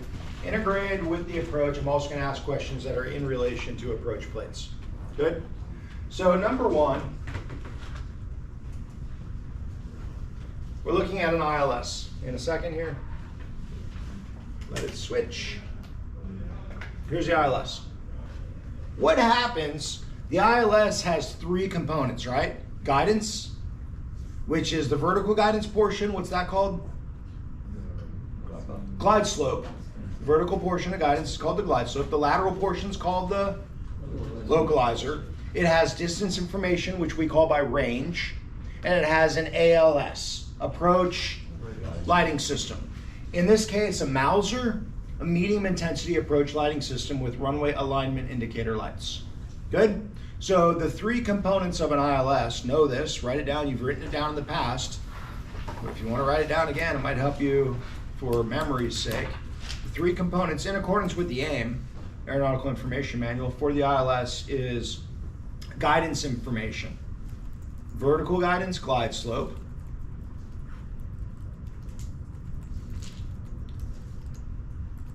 Lateral guidance, localizer. That's the guidance information, so vertical and lateral, glide slope, localizer. The second part is range. And range can be utilized by different instrumentation, i.e. VOR, i.e. DME, GPS in lieu of DME, or time. Okay, those are possibilities. Or radar. Okay, so those are possibilities for range information. There's others. There's like a locator, auto marker, there's the marker system, there's NDB, but just, there's distance information. The last source of information that's required for an ILS, again, is the approach lighting system, ALS. In this case, a Mauser. Everybody's with me. Range, guidance, approach lighting system. So let's talk about the first potential anomaly on an ILS. What happens if you lose the glide slope portion? What does the ILS revert to? Localizer. A localizer. So if we look at this approach plate, IAP, the instrument approach procedure, it's not instrument approach plate, it's instrument approach procedure. David? Oh. I remember the things I grade. Yeah, I saw that. Yeah, I saw that too. And I put a check next to it saying it's wrong. The approach here, it shows for this IAP. ILS is if you have all three components. If you lose the glide slope portion, it's a localizer approach now. It shows minimums for it. Good? So, okay, you're on an ILS. ILS is a precision approach. It's VHF emanated. It has vertical and lateral guidance. The glide slope is out, according to the NOTAM. I called the guy to NOTAM in accordance with 91-103. Yeah, I'm having a flight today from Sacramento to Montgomery Field, California. It's going to be under IFR. It's going to be cruising at 7,000 feet for a duration of 3 hours and 25 minutes. I would like to get a standard weather briefing. Good? Flight service station, 1-800-WX-BRIEF. And he goes, okay, let me go over the route for you. Let me go over weather. Let me go over SIGMETs, convective SIGMETs, airmets, NOTAMs, TFRs. Oh yeah, there's a NOTAM for the ILS at Montgomery Field. Are you planning on using that? Are you GPS equipped? No, I'm not GPS equipped. I am planning on using that. The glide slope's out of service. Oh, okay, cool. What did it revert to? Localizer. Problem solved. Is a localizer precision or non-precision approach? Non-precision. It doesn't have vertical guidance. Okay, there's the first anomaly possible with this approach. The number two possibility. It says up here, DME or radar is required. That's for the range side of it. We just talked about the guidance. If I lose localizer on an approach, can I even do it anyways? No, it's done. Okay, never mind. Can't do that one. So if we lose on the ILS, we lose the glide slope, it reverts to a localizer. If we lose the localizer, you can't even get left or right guidance. It's not going to help you at all. Good? So now let's go to the next component, range information. I don't have DME or GPS in lieu of DME. Because you're allowed to do DME or GPS in lieu of DME. They'll both give you the distance information.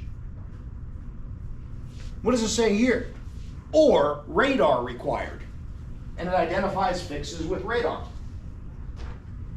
You see these? It says Bakel, but then it says MIBI. Radar. Nesty. Radar. Penny. Radar. Palos. Radar. It doesn't have Bakel as radar.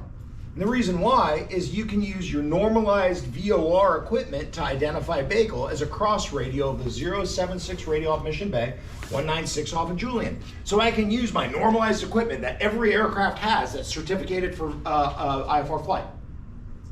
Cool. Everything else is radar. That's TRACON. For those who've got it wrong, terminal radar approach control. Everywhere doesn't have TRACON. Places that have TRACON are places that have Bravo Charlie airspace. The middle of podunk nowhere doesn't have TRACON, terminal radar approach control. But in this case, we do have TRACON, and TRACON can physically tell us you are now at Nesty intersection. You are 2 miles from Penny intersection. So that's how also I can identify the fixes. Range information, that's my distance. Can you tell TRACON to tell you when you You are? probably would need to, yeah. Hey, can you identify my fixes for me? Okay. That's all PAR? That would not be PAR. No. That would just be radar identified on a fix. Okay, because PAR is when they're not, you don't even have a lateral guidance on your needles. Yeah, I'll explain it in a little bit. So, anomalies. I'm planning on the ILS, I lose the glide slope component, it reverts to a localizer. I lose the localizer component, it's no approach at all. There's nothing there. I lose or I don't have range information, again, in relation to the 3 components. I don't have range information because this one says DME is required. I don't have DME. Okay, radar. Cool, I have a 2-way radio, I can use that. Well, if I go lost comm, I might have a problem. But there's the check. Last part, approach lighting system. This has a Mauser. An ILS requires the 3 components. Localizer, glide slope, guidance. I know I'm repeating myself. I require range information, and I require an approach lighting system. Well, shit, what do I do if I lose my approach lighting system? Let me see if the plate says something. Circling runway 10 left, 23, 28 left, not allowed at night. Runway 28 right, helicopter, that doesn't mean anything to me. In-op table does not apply to straight-in ILS, all categories. Okay, in-op table, that's what we're looking at. Doesn't apply. For ALS, in-op, the approach lighting system is not operable. For a straight-in localizer 28 right, all categories increase to 1 statute mile. Okay? Increase to 1 statute mile. Well, let's say that note wasn't there. I got a NOTAM and it said the Mauser is out of service. The approach lighting system is out of service. Unserviceable. The NOTAM says it. I pick up the ATIS. I'm coming into land and it says on the ATIS. I'm getting information Bravo and it says the approach lighting system is unserviceable. Oh shit, what do I do? Oh wait, I remember. That 195 class. I turn to the first friggin' page in the Terps and I look, and let's look it up. If I'm on an ILS and it has a Mauser, so inoperative component or visible, number 1, all ALS types except Roadhouse, and increase the visibility by 1/4 mile. Well, that was easy.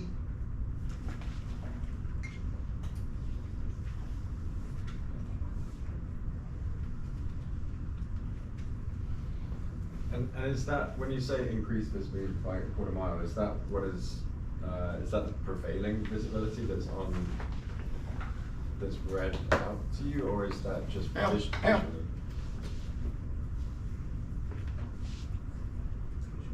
Come on. I would increase this. It says 3/4 of a mile. Now you got Huh? a mile. Right, but as in, is that you have to sense Flight visibility. Right. So We'll get into that when we go over regulations. I got to be able to know I can see a mile. Yeah. If you're a Part 121 operator, United Airlines, if you're a Part 135 operator, depending on operation specifications, you might have to have this forecasted, or you might have to have this announced in order to do the approach. Right. Part 91, we can get away with murder. We can get away with the fact that, oh yeah, I can see a mile. Right. Prove it. Prove that I couldn't. Right, prove it's not 3/4, but that's Impossible to prove. But don't do something dumb just because you knew it was impossible to prove. How could you tell at that very moment I couldn't see a mile? I saw all the approach lighting system, and I saw it when I was a half mile out. The ALS at Mauser is 2,400 feet long. They'd be like, did you have a camera inside the cockpit, Mr. Inspector? Oh, well, no, as a matter of fact, I did not. Well, then prove it to me. Beyond reasonable doubt. I can't. But you have a crash burning airplane on the runway surface, and the airport was reporting a horizontal visibility component of 2 feet. You might have a fight. Or somebody's ring camera got you. And I'm referencing to somebody. You know who I'm referencing? That recently too, right? To make it not what's it to make Freedom it? Fox guy. What's that? Freedom Fox guy. It's Kid Fox. Yeah. All right. ILS, LPV, Someone else GLS. runabout to run his race. Inoperative component, ALSF1, 1 and 2 Mauser. That one also qualifies for me, but this is an RVR value. The next one, runway visual range. No RVR, runway visual range. Now, Montgomery Field doesn't show RVR. They show visibility component. But if you had an approach something like this one,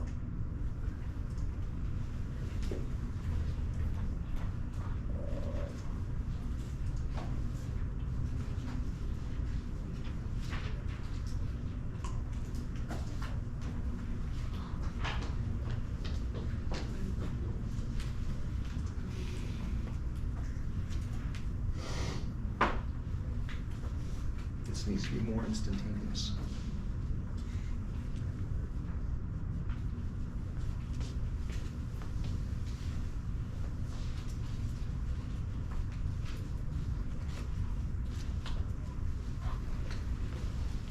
Four zero. That doesn't look like 1 3/4. Let me blow it up a little bit more. See some squinters. 527 slant 40. Huh? 40 miles of visibility? No, RVR, runway visual range. There's a transmissionometer, that's what it's called, sitting at the end of the runway looking down a specific runway saying that RVR runway visual range, in this case, is 4,000 feet. So if you're getting RVR value, you would have to look at the RVR scale in this book. Okay? So with RVR, so if that says 4,000, so if you're 4,000, perfect world, you're 4,000 out, you should be able to see the start of the lighting system? You should be able to see the runway. 4,000 feet from the runway, you should be able to see the runway. 4,000 feet from the approach lighting system, you should be able to see the approach lighting system. And now we're getting into another regulation, which we'll get into. Okay? But there's a couple of little things. There's like a cross. There's a little star, right? Denoted. Up above. That's your inop component scale. We went through the inop components. Localizer, glide slope, range information, approach lighting system. Next page.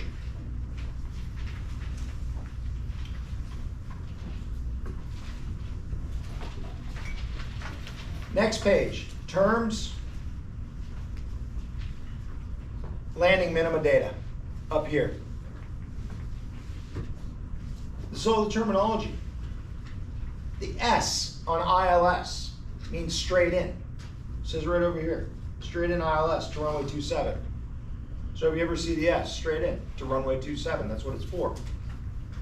S, localizer, straight in with a glide slope, inoperative as not, not used for runway 27, straight in, S. We talked about these values on the ILS, DA, 1352. We just talked about RVR in hundreds of feet. We talked about the categories of the aircraft before, A, B, C, and D. We'll get into that number just in a minute here. So if you ever want to know, hey, I don't know exactly what that means, there's the information. That's your legend. If we come down, if you see a W on the approach plate, that means there's known WAS outages. So don't plan that as your primary, and that's what it says, something to that effect. If you read it, it says there's known frequent WAS outages at this place, and don't plan the WAS approach as your primary means of navigation. Good? So if you see the W, that's what it means. If you see this little snowflake type thing, it means that there is a cold temperature airport conversion, i.e. when metals get really cold, they become rigid. They also contract. Hot metals expand. You have to convert your altimetry in relation to that. Again, we're not going to get too detailed. Just know that that's what it is. If you see it, okay, I need to do a conversion. So far we've seen the W, we've seen the little star. For the A, B, C, and D, down here, when you see category alpha, I'm coming in to look at a PAPI. I don't know what the difference is between a PAPI and a VASI. It's right here. Go for it. What's the reasoning for all the different variations in the equation? Lighting system. Intensity. ALSF1, ALSF2 can be utilized for things that have a greater category approach because the aircraft are allowed to get lower. Or there might be an approach lighting system that emanates in both directions because the approach qualifies for both directions. Or there might be an approach lighting system that only goes in a single direction because you're not allowed to circle land in any other directions. Or it might be in an urban environment whereas they don't want light pollution. Or it might be in a non-urban light pollution arena, right, where it doesn't matter, but they want you to be able to see the thing from all directions because it's easy to be able to see from all directions and it can identify the end of the runway. So all the different lighting systems, like for example, if you look at the ALSF2 here, it's got versus a Mauser. Let's just compare those two. A Mauser has a single light array down the center, kind of across in the middle. It's 1,000 feet long, and it might have a rail with sequence flashing lights. But an ALSF2 has this massive lighting system. You'll see an ALSF2 where you have category 2, category 3 approaches. Why? They want to maximize the potential for the aircraft to be able to see the lighting system that's on the ground. Good? So I'm looking at Gillespie, and there's no ILS there. Is that because there's no lighting system, no approach lighting system? Gillespie doesn't have an ILS for a multitude of reasons. Number one, it doesn't have an ILS because it doesn't have, just like San Diego into 2.7, there's no ILS. Because it doesn't have the requirement for a normalized glide slope to be able to get in. So that being said, since there's no precision approach, it doesn't need an approach lighting system. Good? Next page. Frequency pairing table. Note what we read earlier, that this book was approved for DoD and civilian use. Well, some DoD aircraft don't carry normalized VHF radio. So that being said, they would have to dial in the frequency pairing to be able to match to the VHF frequency on the UHF band. All these are Y or X. Y is inclusive of the 100th decimal place, the 5, like 0.05 would be Y. If you got rid of the Y, it'd be 0.00. Yeah, that really doesn't matter for us. Okay, so there's a frequency pairing tabulature. Next page. Hey, Professor, how do I look up the approach? Next time I hear that, Ben. Oh, hi, Ben. Throw a Terps. Yeah, I'm going to say look up K1 or look up in the K section of the Terps. Yeah. So everything's listed by city and state, and then all the approaches are listed in categorical order of lowest to highest.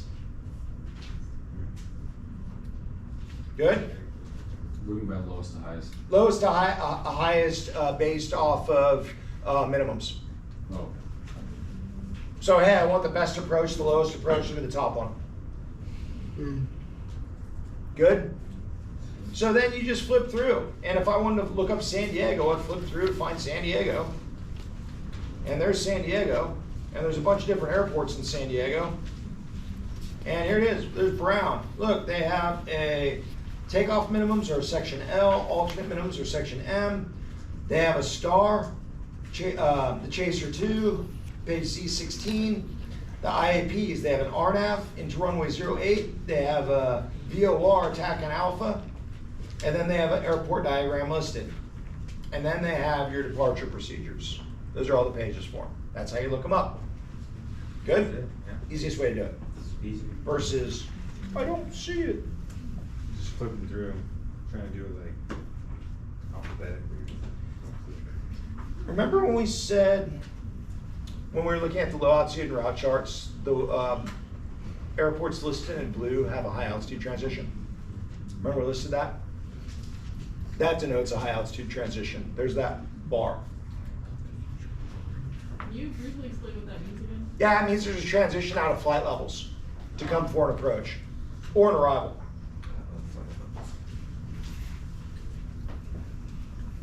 18,000 feet. What's the hotspot under Montgomery? So on an airport diagram, there are hot spots listed like HS1, HS2, HS3. A hotspot is an area where there's been over time issues, i.e. people confuse this taxiway lead on as a taxiway, but they accidentally enter the runway. Runway incursion occurred. Or people exit this and cross the runway without permission, right? So they're saying like, have you ever lived in an area or been around an area where there's that intersection that there's always an accident or someone always gets that the whole neighborhood wants a stop sign there because someone always gets hit, that intersect, you know what I'm talking about, right? Those are hotspots. So the FAA over time has said, you know what, we're so sick of this, we're gonna let the pilots be very well aware of, that's a dangerous location, be aware of it.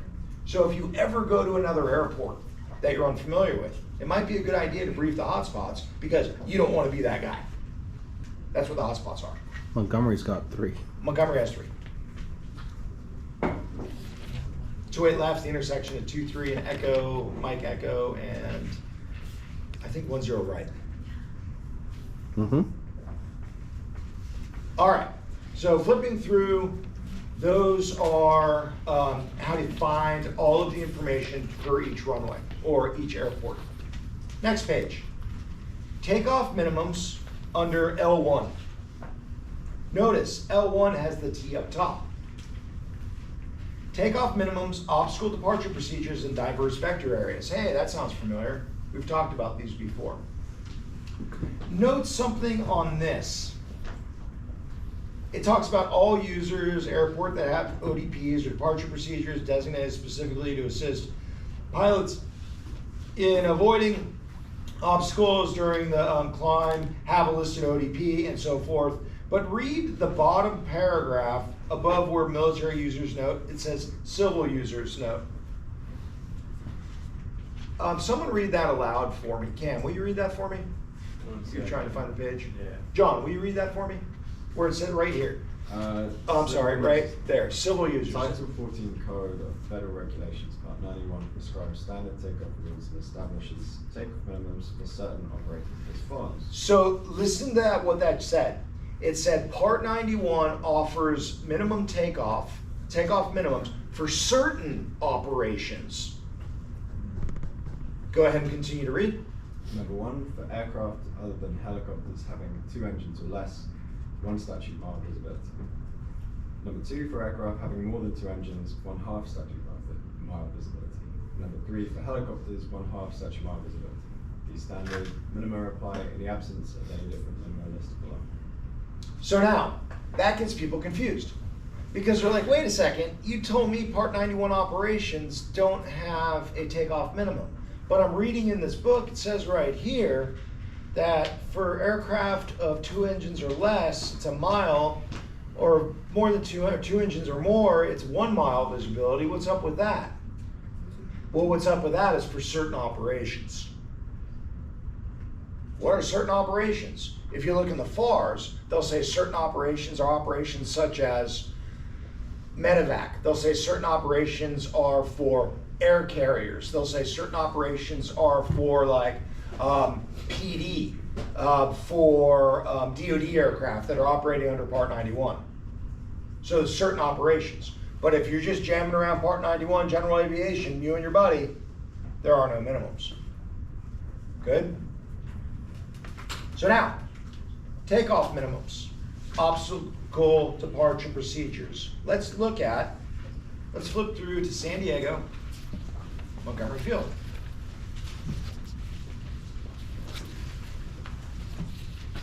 Mine's on page L23.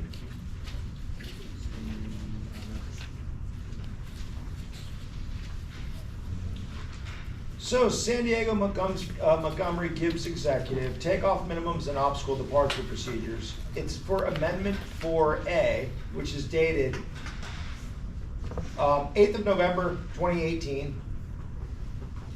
FAA takeoff minimums. Runway 5. Not allowed. Environmental departure procedure. Runways 10 left. Climbing right turn. 28 left, 28 right. Climbing left turn. And then all aircraft. Climb direct to Mission Bay. And we've gone over this in the lab. Aircraft departing Mission Bay VOR. Actually, we did it in here as well. On a radial, that's the obstacle departure procedure. Okay, that's the procedure. And then when it says takeoff obstacle notes, the takeoff obstacle notes are listed in a range of obstacles starting from closest to furthest, and they tell you what the obstacles actually are. Good? Like a tree. And it tells you how tall the tree is and where it is in relation to the runway. So the obstacles are there, and the departure procedure itself is there. Good? That's takeoff minimums, obstacle departure procedures. Where is it found? In the Lima section of the Terps. Questions thus far? All right, let's continue through the Lima section, and let's go to the Mike section. My guess is the Mike section is alternates. We've gone through this scale on alternates before. The 1, 2, 3 rule, know that. Because I'm going to ask you, it was definitely asked on a check ride, when do you have to file an alternate airport? Well, plus or minus, and we've gone over it before, plus or minus 1 hour of ETA. I must have a ceiling of 2,000 feet or greater and visibility of 3 miles or greater in order to not file an alternate. But if I don't have 1, 2, 3, plus or minus 1 hour of anticipated ETA at my primary airport, I don't have 2,000 foot ceiling broken or overcast, 3 miles visibility, I don't have either one of them, or let's say I have a ceiling of 1,000 feet, or I have visibility of 2.5 miles, I need to file an alternate. Well, for a normalized aircraft standard, if you have a precision approach, ILS or PAR, 602 is what has to be forecasted at your alternate airport. Non-precision, 802 if it's forecasted at a airport that has a non-precision approach available. Noting that if it does have a precision approach, it cannot be NOTAM down. i.e., Montgomery has an ILS, I'm going to use it for my alternate airport because I wanted to originally fly into wherever. Montgomery would be a horrible alternate airport to use. Reason being is if you're coming to the coastline, it's close to the coastline, and it's probably going to be down due to fog as well. So maybe I'm going to use Ramona as my alternate airport.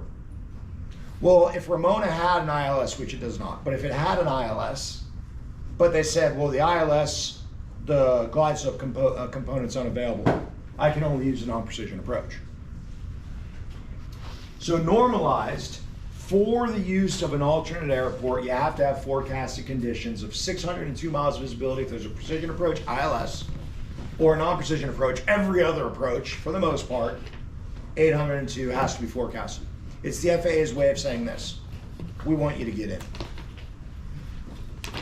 Non-standard or approach restrictions. If there's an A listed on the approach plate, it has non-standard approach minimums. Helicopters, I don't care. US military, nope, not flying a DoD aircraft. Non-standard as indicated below for precision and non-precision. Okay, that works out well. So let's look at Montgomery Field. Let's see how we read this thing. If Montgomery's even listed in here. I don't think actually Montgomery's even listed in here. Go ahead. Sorry, going back, so it says for selector approach, ceiling 200 feet above published ceiling. That's for helicopters. Oh, it's helicopters. I have Montgomery on mine. Yeah, You got me too. Montgomery's in there. It does have a non-standard alternate minimum. It's the third one under San Diego. Perfect. Here's how you read these. Remember,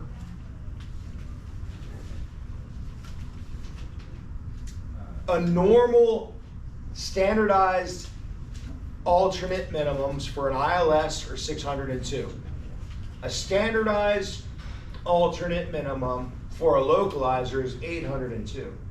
If the A is present, that airport to be used as an alternate is not standard. So this is where I would look it up. Shows a little A. Okay, it's not standard. Well, what is it then? Well, let's look. And that's just the forecast that you have to get. I.e., if it has an ILS and I'm going to use it as an alternate. My primary airport is San Diego Lindbergh, but my alternate is Yuma, Arizona, right? It has an ILS. Okay, 602. Wait, there's a little A. Okay, what has to be forecasted for me to even be able to file it as my alternate? That's what they're saying. So Montgomery.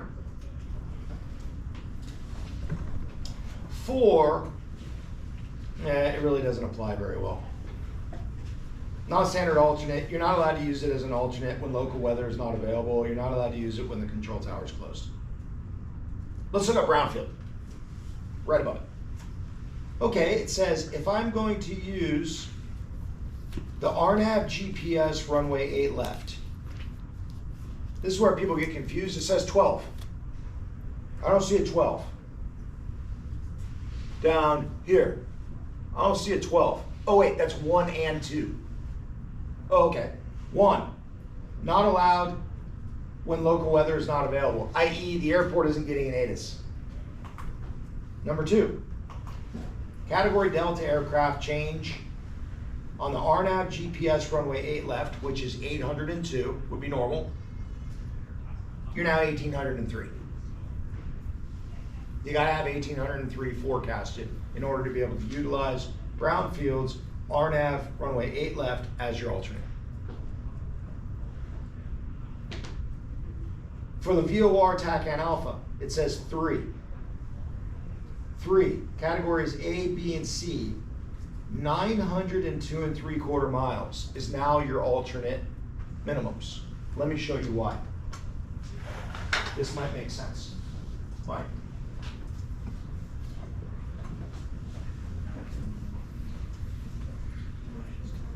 So that's first number forward, second number First number height. What's the alternate minimum for a VOR approach? Normalized? forward. 802. So it's 2 miles visibility. 1,800 feet, 2 miles visibility. Let's look at this approach. Oh, hey, look, there's the A. That's what we're looking up right now. And let's go down. 802 for a normalized category Alpha aircraft. But wait a second. Well, it's not there. But wait. Wait, there's more. Is that bad? But wait. Bronco. What? There's more. So if the normal, again, I wanted to go into San Diego Lindbergh, but I filed San Diego Brownfield as my alternate, right? Normal non-precision approach minimums are 802. Well, wait a second, this approach only gets me down to 854. And they forecasted 800, I'm allowed to use that, but the approach doesn't get me down to 800 feet, that's a problem. Oh wait, so they're making a non-standard alternate minimums. And the ones for Brownfield, for the VOR Alpha, is 3, categories A, oh, you gotta have 902 3/4 miles. 900, this is height above the airport. Well, that makes more sense because the approach gets me down to 854. So if they raise the minimums, I should be able to get in. That's why they raised it. Does that make sense? Can you say that one more time? I didn't quite get it. Wait, so 854 is your height above? 854 is the height that you're coming MSL, and these are all in MSL values. If I was to use Brown as an alternate, it's a non-precision approach, right? Wait, that's MSL, I thought that's AGL. I'm sorry, AGL. I'm sorry. And all these are listed AGL. Good? Yeah. So if the normal alternate minimum is 800 AGL, Yeah. that wouldn't work out too well for this. Right. They forecasted 800, and I'm going to use that as my alternate. Well, I shoot the approach, and I'm only allowed to get down to 854. I'm still in the clouds. Okay.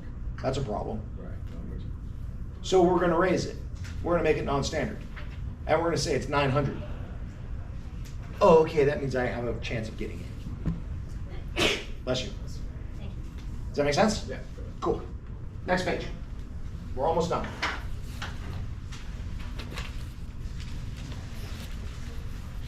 So that was L, M, and John. There we go. Your question from the beginning of the class. How do I know if an airport has PAR or radar minimum, and where are they listed?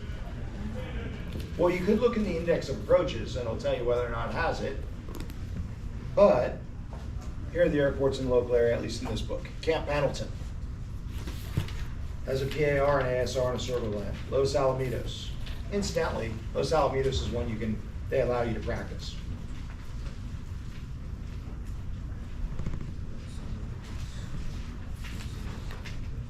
Miramar. Joe Foss Field. They have them, and there's the minimums listed. North Island has them. Pictures have social media, sorry? Yeah. There's the minimums listed. Point Magoo, San Clemente. Those are all your local PARs. Good? PARs altitudes listed. So if you're in an emergency and you say, hey, I need a PAR, they'll say, okay, turn left, go down a little bit, turn right. Yeah. Something like that. Remind me next class and I'll play a video of it. I don't think it's this. Land and hold short operations, LASO. Airports that have land and hold short operations. I.e. you're landing on an intersecting runway here. Look at mine. Am I missing something? You're coming into 2.8 and they want you to hold short 3.6, you have to stop here. That's LASO operations. So big airports. Yeah, a student pilot's not allowed to do it, and you have to accept it. Long Beach, Oh, it's gone on the new one. Burbank. Los Alamitos has got on the new. It is gone on the new one? Yeah. All right, It was in the last one, but not this one. interesting. Hotspots. There's all your hotspots, and they define what they are. Again, problems on the airport that have been seen. Like if you fly into Carlsbad, hotspot 1, large jets may obscure tower visibility of small aircraft. Hotspot 2, exiting runway 24 at taxiway Alpha 4. If you look on the airport diagram component, there's a circle that says HS1, HS2. Good? That was the PAPA section for hotspots. Zulu gets into your arrivals. That's it. Those are your arrivals. Those are your IAPs as you scroll through the book. And again, like we said right in the beginning, the very front page, I'm sorry, the very back, the inside of the cover on the back, is your landing approach angles. This was actually missing something.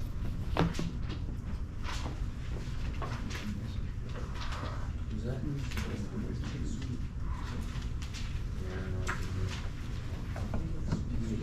Interesting. Doesn't have DDI. Did anyone notice in their book a D, like in the beginning? They had the C, the W, the snowflake. Did anyone notice the D? Yeah, I saw a bunch of. They're all the same. A question is a question. So, cause it says like I got 5 wrong, you put 94 Yeah, 5 wrong is 94% because it was out of 90, not 100. No, your brain was working, but you were thinking 5 wrong is 95%, but 5 wrong out of 100 would be 95. I think 5 wrong out of 90, I think it's like a 93.777 or something like that. I'll tell you exactly what it is. 85 divided by 90. 94.44444. I gave you the benefit of the doubt. I gave you 94, right? Yeah. Go for it, Izzy. I have one on the runway with illusion, so I just enable habit impairing on an approach to a runway. Yeah, but it doesn't define what it is. You gave me the definition of runway with visual illusion. I wanted, like, if you're coming into a wide runway, you typically would fly higher, right? I wanted the definition of it. One that I was asking for more clearly, but I recognize that a lot of people are putting the same thing, is what also seems to pop up sometimes on instrument exams, that might be outdated. But just so we covered it, MH plus RB equals MB. Good. Magnetic bearing. Is that your relative bearing from the station or to the station? The relative bearing is just where the station is in relation to the aircraft. So, like right now, Yeah. your relative bearing to me is 180. Yeah. Right now, your relative bearing to me is 270. Yeah. Right now, your relative bearing to me is 300. Right now, your relative bearing to me is 360. In relation to the nose of the aircraft, relative bearing. Good. are we still expected to be fluent in this as instrument flyers here, or is that like? So here's the deal with where you're getting your instrument rating. You're allowed to be tested on what's available to be tested on. There are no quote unquote DME arcs in our local area. There are no NDB approaches in our local area. You will not be tested on them. If you were in Alaska getting your instrument rating and there was an NDB available, you're allowed to be tested on that. Now that's ground-based. In your aircraft, what you're allowed to be tested on in accordance with the ACS, the Airman Certification Standards, is you're allowed to be tested on the equipment that you have on board. So if you have GPS on board, you're allowed to be tested on GPS approaches. If you don't have GPS on board, you cannot be tested on GPS approaches, right? If you have to have VOR on board, that's just a priority, that you have to have that for IFR flight, hence the reason why all Victor Airways are based off of VOR. So you're not getting instruments certificated for the aircraft unless you have navigation, radio, VOR on board. And did you pick which type of aircraft and what's on it? Sure. So some people want to fly these fancy airplanes out of Montgomery Field or whatever they're at that have autopilot.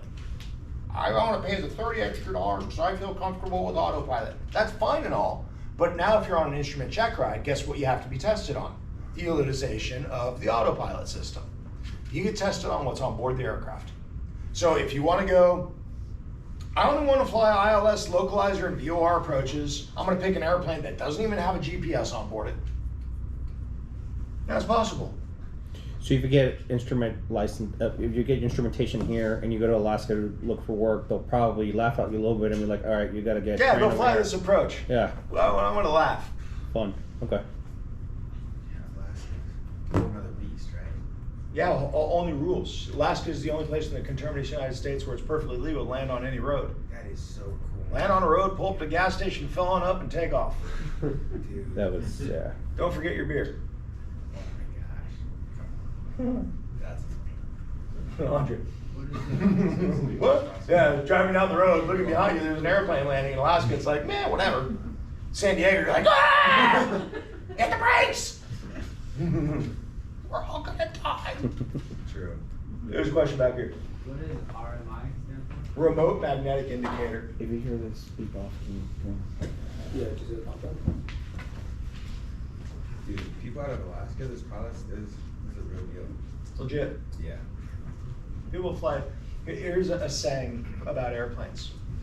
And I'm gonna say it in reference to men, but don't be offended because I'm saying it in reference to men. They say, what is it? Boys, what is the saying? Boys fly 4 engines. Bravo, Charlie, Delta, and Echo. It means that your ground speed is from 0 to 90 knots for category A. It means for category Bravo, you're 91 to 120. It means category Charlie, you're 121 to 140. It means your category Delta is 141 to 165, and Echo, you're above 165. Hence, when you're looking at approach plates, when you see a Delta aircraft versus an Alpha aircraft, a lot of the times a Delta aircraft, the minimums are higher because you're going faster. The visibility component's normally always higher because you're going faster. Good? Next page. Terms and landing minima data. If you see the little C,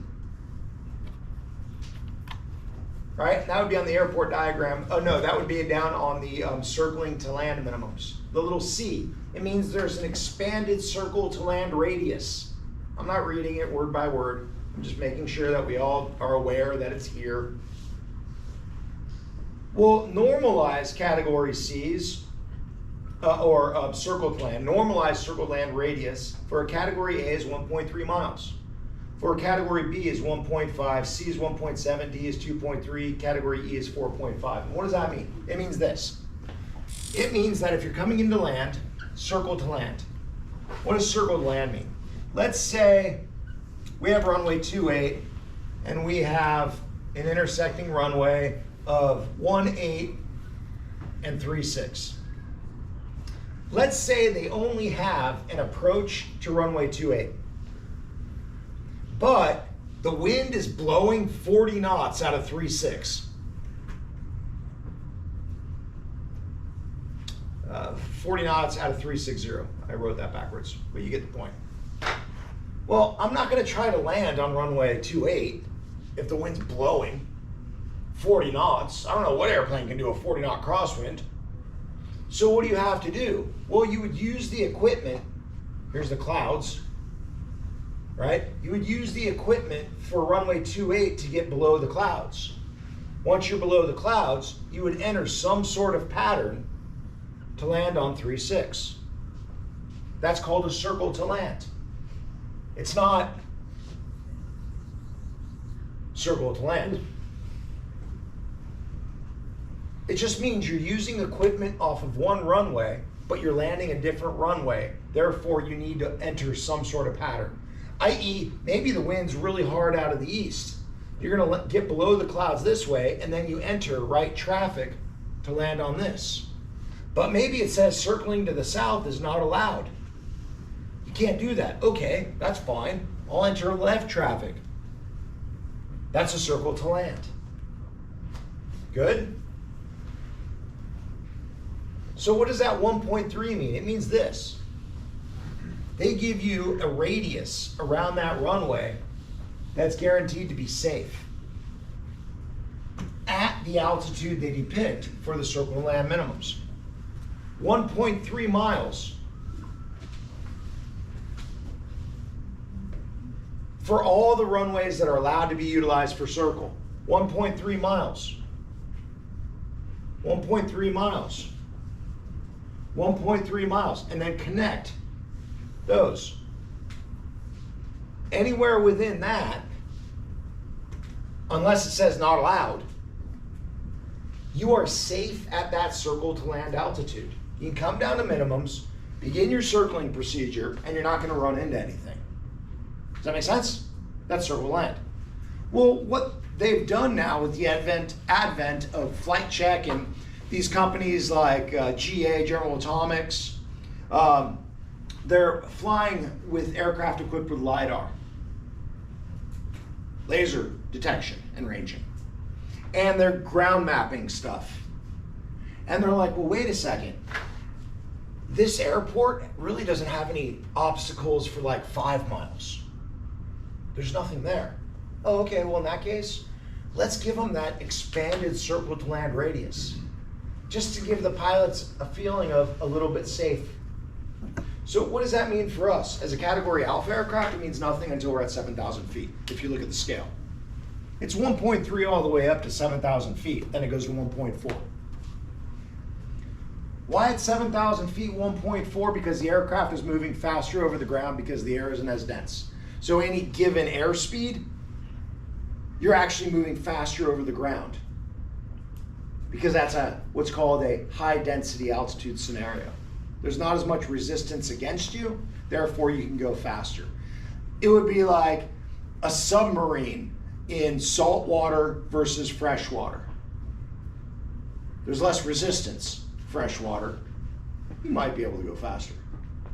Okay? Less resistance at altitude, the aircraft travels better, faster. They give you a larger circle length. But for category, it really makes a big difference on category C.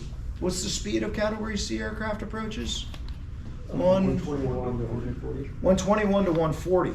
So if you're doing 121 to 140 and it says expanded circle land radius, you don't get 1.7 miles at a aircraft circling MDA of 1,000 foot or less. You get 2.7. If you're circling at an airport of 5,001 to 7,000 MDA, minimum descent altitude, that's on the altimeter, wow, you get a 3 mile radius versus 1.7. You get a little more zone of safety. That's what the C is, expanded circle to land radius. Good? Why Go does for it. Why does it get bigger with category? I mean, I understand you're going fast. Because the airplane is exponentially going faster. But then, if it's just a safe area, then why wouldn't they just say, well, it's safe for everyone to go? Because the category C aircraft has a higher minimum. But then wouldn't that just go into the category of higher altitude MSL on the left? Yeah, it is going to go to a higher MSL on the left, which even gives you a greater circle to land radius. Okay, gotcha. Right? Because the category Alpha aircraft might be able to come down to 500 feet, whereas a category D aircraft might only be able to come down to 1,300 feet. Okay. Good? Cool. So continuing through, just hitting the major points. That was expanded circle to land radius. For example, on the final exam, I say, what's the little C in the box mean? And you're going to say, well, this approach offers expanded circle to land radius. Good? And now you're like, what is that? Oh wait, I remember. I just need to open the Terps through the first couple pages and it tells me exactly what it is. That's the point. The point is not to memorize the scales. Nobody's got it memorized. There might be somebody out there. Peter might know it. Not yet. Yeah, exactly. On his to-do list. It's he's like, next week, I'm going to. He's writing it down now. The point is to be able to know where to reference the information if you need it. And if you never looked, you wouldn't know it's there. Good? Next part. It tells you how to read comparable values of RVR versus visibilities. So remember earlier it said 4,000 RVR. Well, I don't know what mileage that is, so I can just look on the scale. It says 4,000 RVR. Well, that's equivalent to 3/4 of a mile. Okay. It's kind of interesting though. 5,000 and 5,500 is 1 mile. 2,400 is a half a mile, and so is 2,500. And so is 2,200.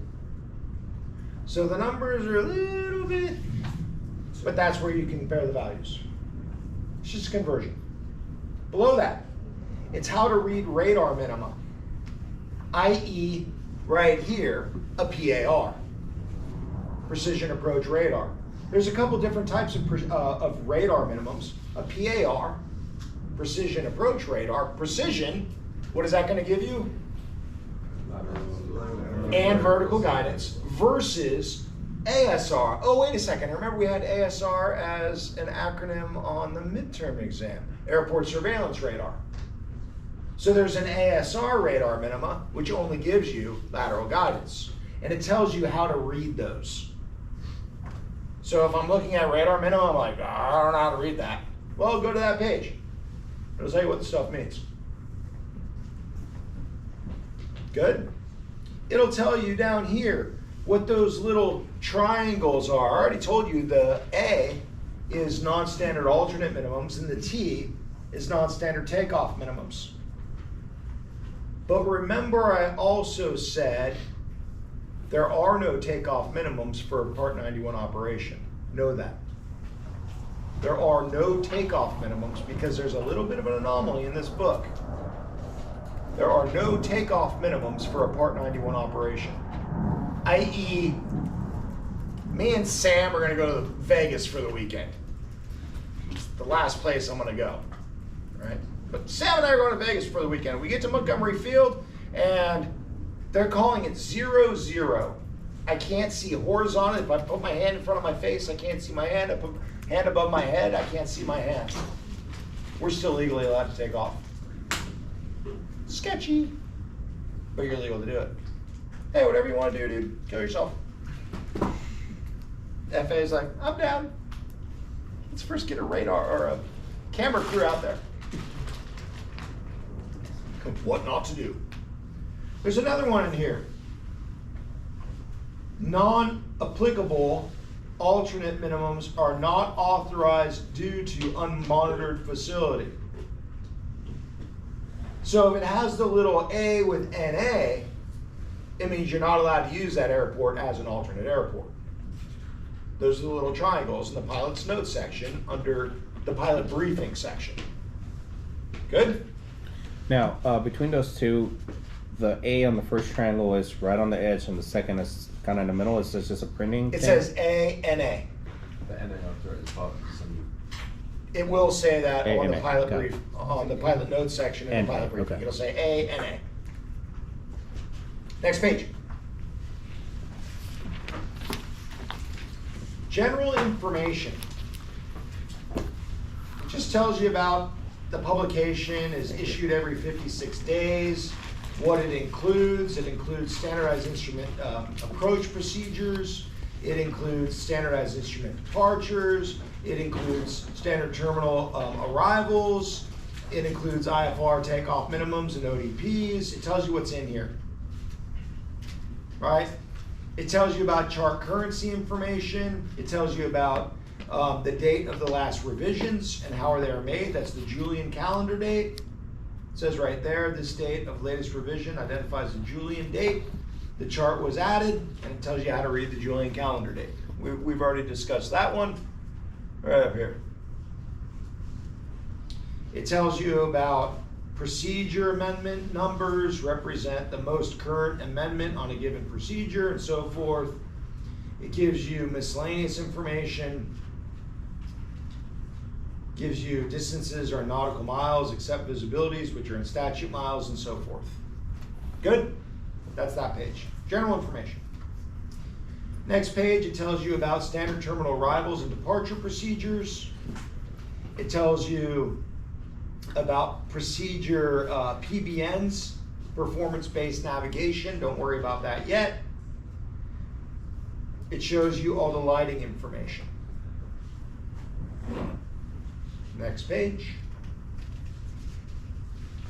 Abbreviations. I don't know what WAA means. I don't know what MAA means. I guess WAA is one. I don't know what MM means.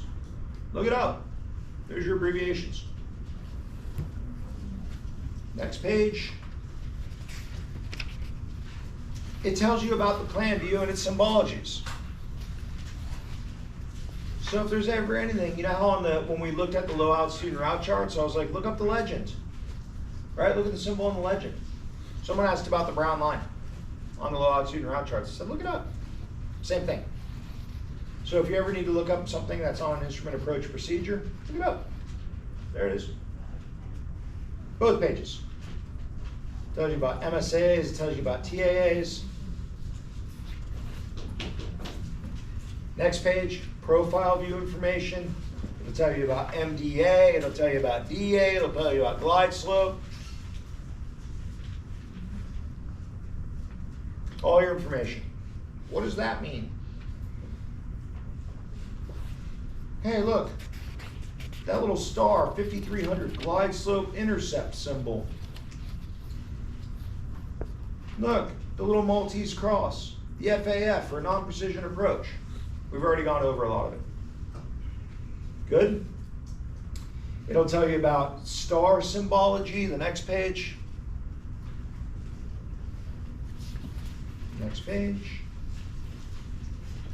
DPs symbology, very similar.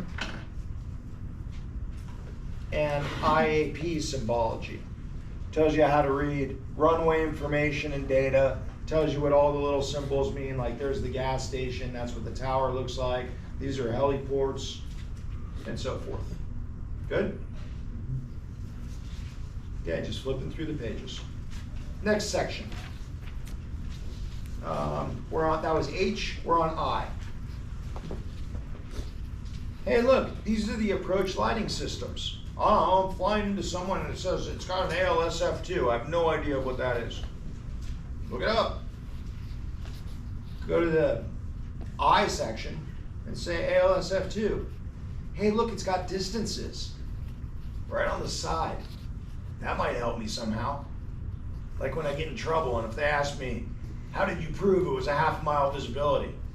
Well, I was flying on an ALSF2 and I saw the entire sequence flashing lights, and I was like a half-mile beyond that, and that was 2,400 feet. That's how I proved it. Oh, cool. We're coming in on a Mauser. The whole thing is 2,400 feet. It's got an array. Someone's calling me from Shenzhen, Guangdong, China. Oh, they're on it today. Did they call you? Russia and some other over there country. Should I answer it? Yeah. It's gonna get more. Who speaks Chinese? I speak a little bit of Japanese, but. Arigato! Yeah, ni hao. Yeah, okay. The Chinese greeting. You're too late on that. I would have busted it. I'd have been like, ni hao. Kung Pao chicken.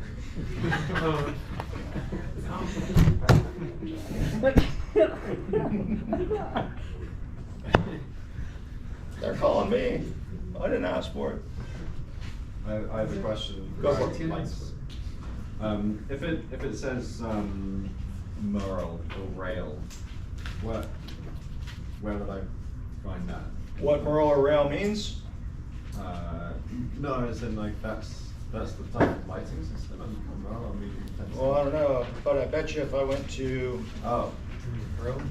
the abbreviations page I lost the agreement. and I went to Merle or rail, Medium intensity and white lights. medium intensity approach lighting system with rail, RAIL, runway alignment indicator light, Mauser, and rail. Look up Mauser.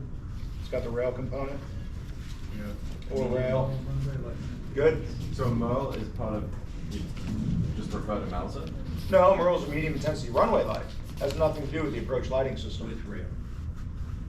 A Mauser is a medium intensity approach lighting system with runway alignment indicator lights. That's right. A Merle is runway lights, a Mauser is an approach light. Okay. Oh, right, so the runway lights would be.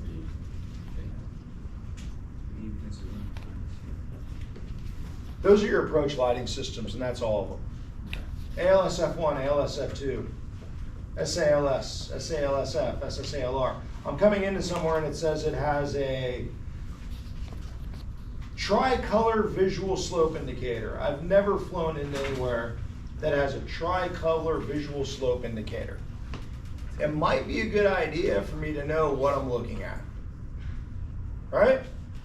Oh, okay, it says if I'm above the glide path, it's an amber light. If I'm on the glide path, it's a green light. But then there's another amber false light in between. But then if I'm below, it's a red light. Okay, cool. This one gets people. The pulsating visual approach slope indicator. Yeah, declared distance information. What volume do you have? What does it say on front of your book? I got, obviously for like the effective date. Yeah. 23 February 2023 to 20th of April. This book doesn't have it. September 8th, 2022, 3rd November 2022. This book's different. There's one more that we're missing, and I'll show you what it is.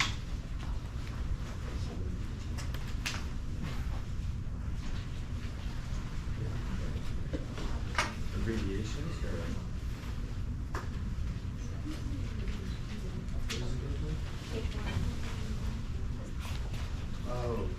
This guy here.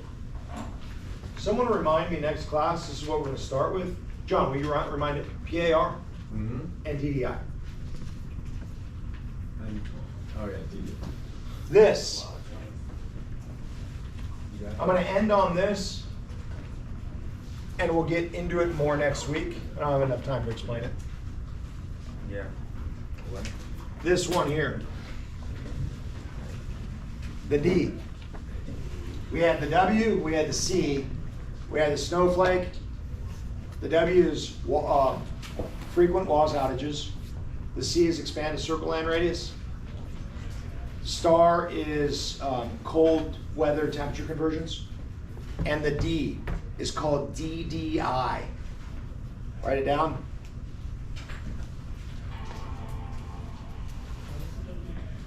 DDI.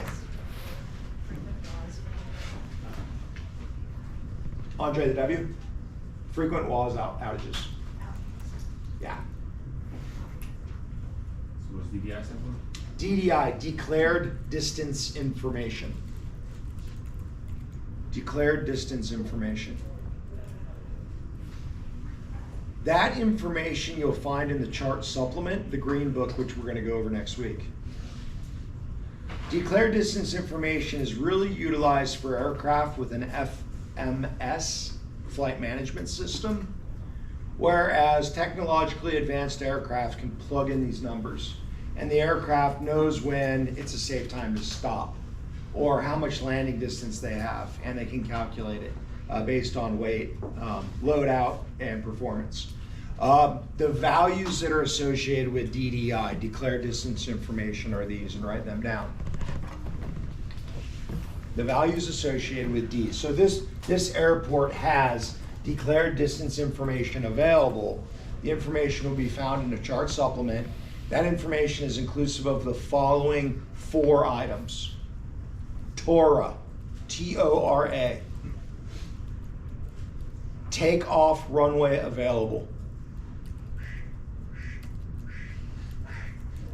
Who's got the quack? I don't have the quack. I'm not cool enough. It's got the quack. Tora. It's got the cheese touch. Takeoff runway available. Next one. TOTA. Takeoff distance available.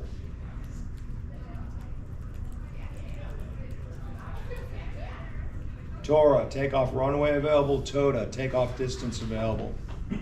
ASDA. ASDA. Alpha Sierra Delta Alpha. Accelerate stop distance available. So we have TORA, takeoff runway available. TOTA, takeoff distance available. ASDA, accelerate stop distance available. And the last one is LDA. Lima Delta Alpha, LDA, landing distance available. And I'll start next class with, and as long as John reminds me, LDA, Lima Delta Alpha, landing distance available. And there's certain values associated with? What's that? There's certain values associated with? What are these for? So they're for runway lengths. Okay. Declared distance information for the runways. Again, I'm going to go over them starting next week. So LDA, landing distance available. So for next week, the plan is chart supplement, the green book. Good? Do you want us to get one, or do you have enough? I have, are there green books back there? There's a ton of them, right? Yep. I've got them. The only problem is they might be different. I would like you to have one. If you're flying, you should you have to have one. Not you should, you have to. I'm gonna start with next week, a video of a PAR. We'll just find one on YouTube. There's a couple of them. I'll explain the equipment. There's 2 radar screens. There's one for left and right. There's one for up and down. There's a dude talking.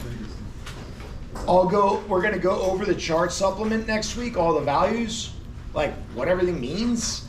And if you don't know, which I guarantee, there's don't knows in here, where you find the information, and I'll go over declared distance information, what the Torah, Toda, Asda, and LDA mean, and we will look at more approaches.